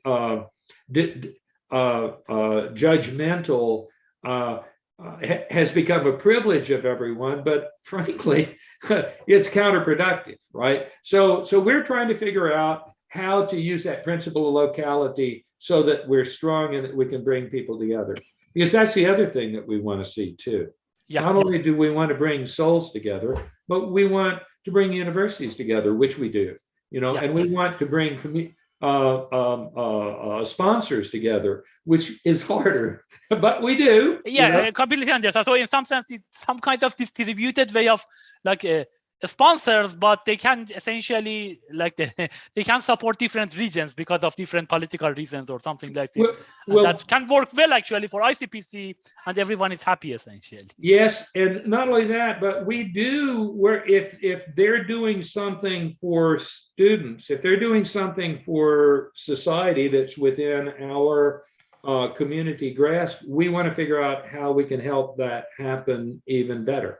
So we're of the ICPC notion that competing together for the benefit of community and for your neighbor, well, it doesn't get any better than that, right? And it's completely in harmony with that beautiful description of what love is that Paul shared with us thousands of years ago. And it's so beautiful that people have preserved it even to today.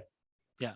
So let me ask, that's almost near to end, I think, then get a lot of your time and I think good advice. So how do you see, what are your, what is your vision? Hopefully, you will be alive for next 50 years of ICPC, 50 years from now. That's actually the one that, for example, at the RoboCup, they had it. When I was participated in RoboCup, this is again, some soccer between robots. In year, I think the time that I started, the idea is that at 2050, the best robotic team actually can beat the world final champion at that year, like the human ones. So they can beat them. So what is your vision for the next 50 years of ICPC? Is there any particular thing that you like happen? You can even mention about world horses. Yeah. Yeah, I will tell you that right off the bat. Yeah. Okay, my vision is that everybody wants to be happy and they want their neighbors to be happy too. And they do whatever is necessary to equip themselves to continue to evolve in that direction. Okay. And it's really that simple, So if I have a vision, it's a vision for the souls of this community, for the individuals, for the people who are making choices to make good choices. And it's okay to make bad choices. I made bad choices, for crying out loud. Okay. However, I always tried to fall forward, and I always had great friends who helped me get back up. Okay. So you can do that. And the other thing is, don't make a decision at night. Wait until the morning. Okay.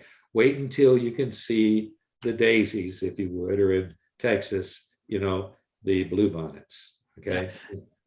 Actually, I mentioned also the same thing. Whenever, I said that if you are happy, you want to make some think that you can make the people, maybe I will maybe add to your thing that if you want to make some decision that you will make some person happy at night, maybe that's a good decision. You can make it. But I mean, if there is something that there is some trade-off, maybe at least wait until the morning. That's like the maybe some more advanced version of the thing. Maybe Well, why until the not morning this? you can. Yeah. In 50 years, I want Elon Musk at age 100 to be a sponsor for the Mars teams. Yeah, I completely. Yeah, yeah. That would be actually one of the interesting things that, I mean, we can go there. Surely, it's like I think that's like him and Jeff Bezos. That's their current thing, that they go to Mars. So hopefully, maybe we have the people from Mars that are participating in ICPC as well. And great. So I think that's about this one. And yeah, I think you mentioned, I think we asked almost every question, some other that the people had it. So any final, I mean, word about the wishes, or like essentially the advice to students? I think you mentioned about happiness and try to make everyone happy, but anything else? I mean, especially for like maybe some even not high schoolers, maybe some elementary schoolers or others. Like, yeah, any advice? I mean, especially in the field of STEM. Yeah. Yeah. The questions that you ask are going to define your life. Okay. Also, you need to hunt for what people's needs are. Wants and needs are different. Okay. Wants sometimes mask the needs. And if you can find the needs and find a way of meeting those needs for your neighbors, you strengthen yourself, your neighbors, the communities that you live in, and the prospects for the continued evolution of humanity and life. And don't miss out on the beauty of culture. Listen to music, participate, read great books. Don't read just the great books of your culture. Okay, read Chekhov if you want to know something about what's going on in that part of the life. You can actually visit the past, by reading literature. Okay, learn a language. Okay, am I saying Fortran Pascal? Yeah, but how about Italian? I never learned Italian. Right? There are just so many things that you can do, but the number one thing is to be valuable to others. Okay, and that is going to make you happy in the long haul. Why? Because you've already decided to be happy in the first place. Okay? Do you want to be attractive? Well, don't worry about it. If you're happy, if you're identifying what needs are, if you're meeting the needs of others, okay, you will have great company. It's that simple, because they'll be interested in doing the same thing. That's it.